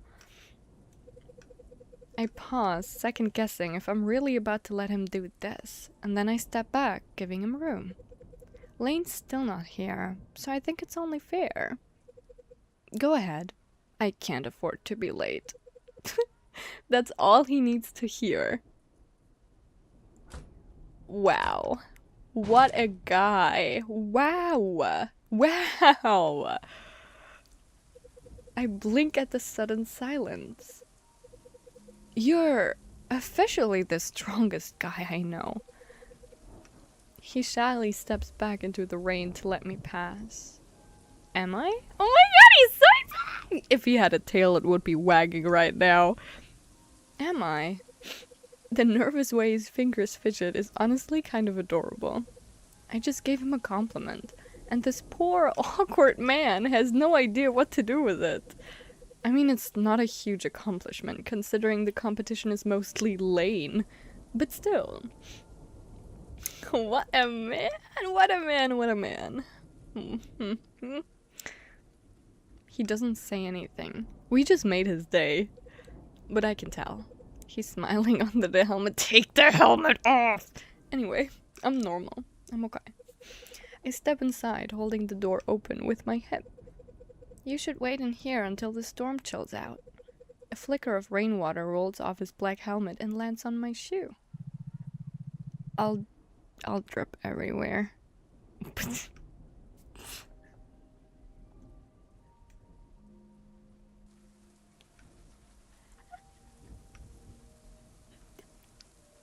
I'm not gonna say it. I'm not gonna say it. I'm not gonna say it. I'm not gonna say it.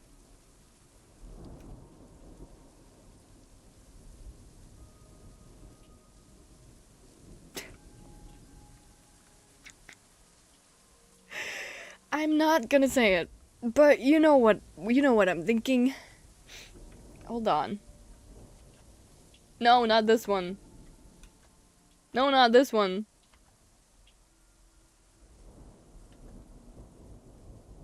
I'm gonna... Which toggle of mine? Again, I need my cheat sheet back. No, not this one. No, not this one. Actually, yes, this one. I wanted to duck. I wanted to duck, okay? This is what I wanted to do, but I forgot my toggles. Okay, I'm back. I wanted to hide because it's right there, okay guys? I didn't say it, but it's right there. Whew. Okay, enough. Where were we again? He answers and points to the broken lock of the steel door. And I broke that. The floor is already a mess, I shrug. And it's fine, really. I mean, that door was already a piece of junk. I offer him a soft smile. Ronnie Joe will just blame Lane anyway. He gives me a shy nod, but his visor doesn't move from the crooked employees only sign. I'm not allowed. Jeez, this guy's really stubborn. He just likes listening to rules. He's an honest guy. I didn't know you had a hide toggle. It's actually my chibi toggle, but in this setup, it looks like I'm hiding. Because I just turned small. Welcome back, Milan. By Kira's hips don't lie or something. He's just an honest, stand-up, you know, member of society. Lole, lole, lole. This guy is really stubborn. I glance at the door again. You don't really seem like someone who sticks to the rules. But he is. Oh, it's a chibi? Yeah, it's a chibi. I showed it, I think only once or twice before, because I don't really use it. I sigh, the warm air inside wrapping around me, while he's still standing in the cold. I should go. What? No! He turns slightly, but that's when I remember something. Wait! He pauses. I take a step forward, half out the door again. I almost forgot for yesterday. And for that, he wipes at his visor with his hand. Thank you, I go on. That was weird. You didn't have to step in like that, but I'm glad you showed up when you did. Silence hangs between us for a second. Don't really know what caused it. I really appreciate it. Biker boy, also known as Shakira, stares at me, his visor reflecting the white light for a second.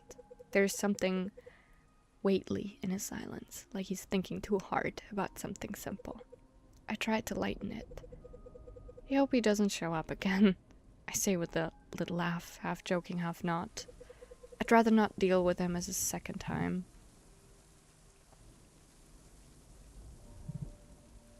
You won't. Okay.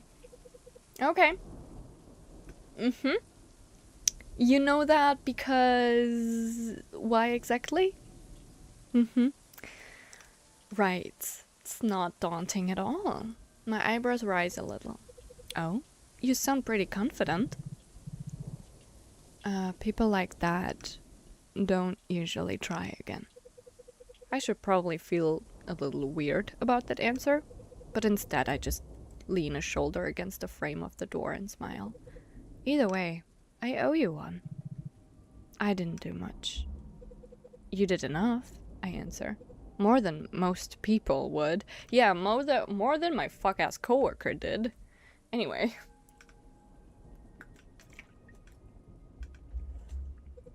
He takes a small step back, flustered, even if I can't see his face. I should go check on my bike. Oh yeah, right. Of course. Maybe that big guy isn't as scary as he looks. I'll see you later today. I'll see you later today. Really? Will you? Will he drive us home? I just want him to drive us home. The creep is brokey. I'll see you later today, mademoiselle. And just like that, he turns away and walks off into the rain, his big shoulders hunched slightly under the wet. I wait a second longer, still standing just inside the staff door, watching him disappear towards the side lot. I take a deep breath and step inside. No way we're working now. Whew. Damn, I already miss him. I already miss him. He's so nice. And so like it's a protective presence in this really scary and eerie game. I'm drenched to the bone. I don't wait and immediately peel off my soaked hoodie. Can he not? I throw it over the heater, hoping it will dry soon. I walk over to the counter and pull my name tag from my jeans pocket. I clip it onto my shirt automatically, like I've done 100 times. It's a routine. The lights are still off, so I flip the switches above the door one by one. The store blinks awake in stages. Aisle lights, freezers humming to life, and that ugly glow from the vending machine in the corner. I can't believe we're working during a storm. I'm gonna just call him Damon too until we know his real name. That's fair, that's fair. I check the time on the wall, still a few minutes before my shift technically starts. I made it on time, thanks to Biker Boy. I smile. And of course, Lane's not here. I glance at the counter. There's no empty Red Bull can waiting for me, no half-done paperwork. Just me, the lone employee who actually shows up. I duck behind the register and boot up the system. Wipe down the scanner, double check if we're stocked on cigarettes and lighters. It's like muscle memory now, and I kinda like it. Ooh, I hear something. Was that the automatic doors? Is there already a customer? Evening, sunshine, Lane says, shaking his hair out a little like a wet dog. Everyone's a dog here, aren't they? Lane? He steps in like he owns the place, his hands shoved into his pockets. You're already here. He looks surprised, but not in a, wow, you're so responsible kind of way. More like he wasn't expecting to see me at all. I lean an elbow against the counter. Yeah, started a bit early. He kicks water off his boots as he walks closer. Why'd you come in through the front, though? You're not supposed to. I didn't, I say, cutting him off gently. I used the staff door. Lane pauses, raising his pierced eyebrow just a little. I didn't see you there.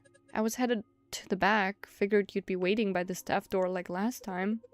He scratched the back of his neck, his wet hair sticking up to it. Kind of figured I'd have to let you in, but it was weird when I didn't see you, so I just came around the front instead. He grabbed a Red Bull from the freezer like he already paid for it, still looking at me like something doesn't add up. So? Lane should stay in his lane. That's very funny. He should, actually. How did you get in without a key?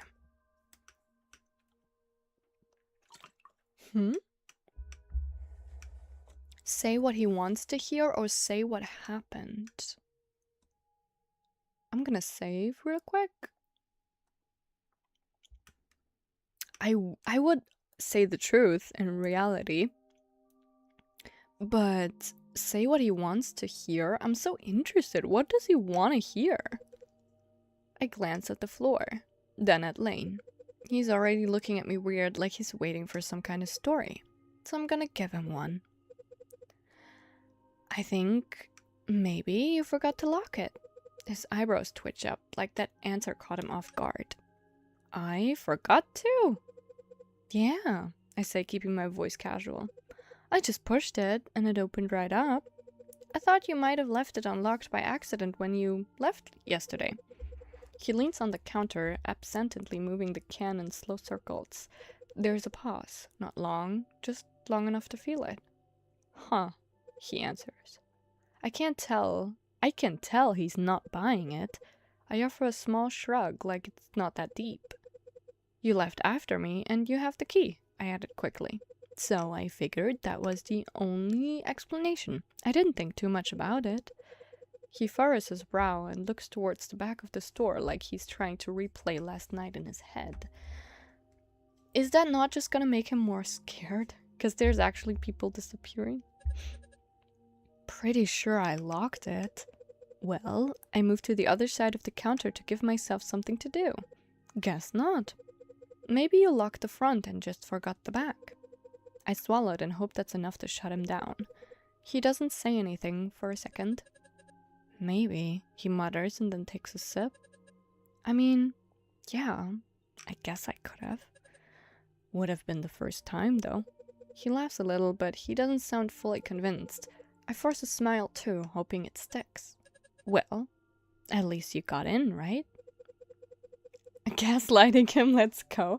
I don't know why we're lying. Maybe because he reacted weirdly before about the biker boy. I don't know, whatever. I let out a breath of relief and give him a friendly tap on the shoulder. Yeah, all good. That was probably too much. He looks at me for a second too long, his lips slightly parted like he's about to say something. Oh, hands on me already? Oh my god. I roll my eyes, but he's already leaning against the counter with that stupid smirk. Don't get excited. It was a tap, not a proposal. He steps in a little closer to me. It still counts, he murmurs, his eyes flickering to mine. I open my mouth, but nothing smart comes out. He chuckles and finally backs off, heading towards the stockroom. Alright, boss, he calls over his shoulder. If you need me, I'll be pretending to work. Right. Ugh. Just like that, he's gone. Like I didn't just straight up lie to him. I let out a quiet breath, mentally shaking off the last bit of that weirdness from our conversation. My eyes catch the usual mess of Ronnie Joe's post-it notes on the counter. It's funny how, even though the manager never sticks around, the store somehow feels like his mess. Anyway, time to get to work. Ooh, we can actually work. I wonder if we should do it right now? Oh, it's a quick save. Or, I'm gonna save every fucking thing. I wonder if you should do it right now or another time. He's so pathetic and not in a good way. Real. Go to aisle 1, go to aisle 2, go to aisle 3. Do you guys want to continue? Or should we continue this another day? We've streamed for 3 hours after we got our internet back. What do you guys think?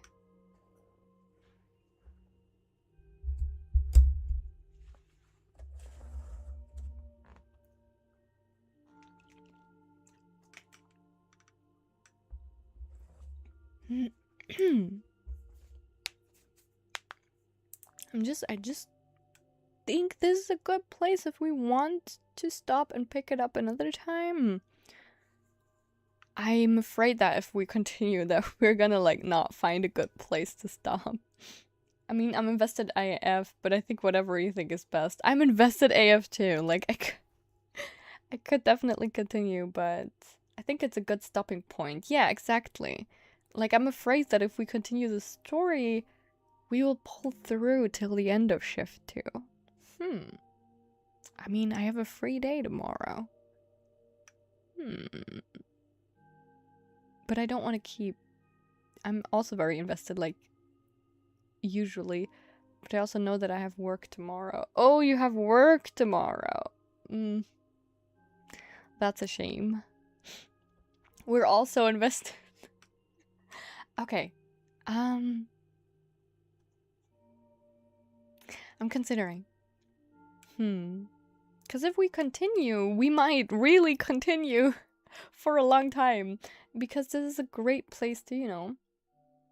Stop. Okay, we will stop it here. We'll stop it here, actually. We've done a lot. We got work tomorrow. And this just, you know, makes us excited for the next time. I'm very excited to have a series again on the channel. And the last series we had, I mean, Burn the Midnight Oil kind of was a 2-parter. But the last longer series we had was Doki Doki Literature Club or something, right? So I'm excited to have a longer thing going on. This is shift 2. I don't know how long this goes. Maybe it's a while. This seems like just the beginning. And I heard that shift 3 is actually really, really long. So maybe we'll have at least 3 parts of this game. Or it's 2. Who knows? Anyway.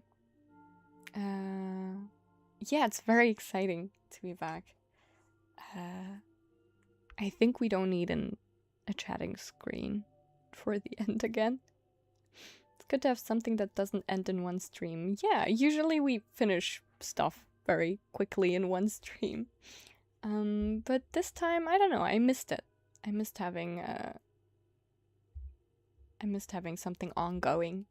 Right. Now that looks a bit stupid. Okay. Thank you all for hanging out, even through the scuff and everything. Thank you also for checking up on me, on the short TikTok live we did while I figured out my internet. Maybe if this happens again, like my internet dying and I have to restart the router, it will be a smart idea to have a little VC live going on while I wait for it to boot up, in case it doesn't, so that I can let you guys know, or in case it does, so I can let you guys know too. But yeah, again, the schedules will actually be posted in like half an hour on YouTube and Twitter. I will also post it probably on TikTok. I missed streaming. I feel very comfortable. I had a very fun time again. Next stream will be on Tuesday, my actual anniversary, with all of you. There's some content to look forward to. It will be on TikTok, as you all know, because I have to work on Tuesday, actually, like a long time. So I'm just gonna probably do a short chatting one, celebrate it a little bit with everybody. And then the actual celebration will be next week, like today in a week. And then we might probably, most likely, have a hand cam. That's what's planned, at least. Yeah, between that, I will definitely post some content again to celebrate our first year anniversary together. Thanks for the stream. Take care. Yeah, good luck tomorrow, Milan. And thank you for hanging out. Sin, Yvette, Nico, thanks a lot for all your support. Right. Take care, everybody. And I'm excited for next week. I hope you are too. I will try my utmost best to stay as healthy as possible. But yeah, keep in mind, Wednesday there will be a cover. And yeah, yeah, a song cover. My first one that I did all alone. Thank you, Tensi, for hanging out too. Gute Nacht. Gute Nacht, everybody. I will put up the ending screen now. Bye bye bye bye bye bye bye bye bye.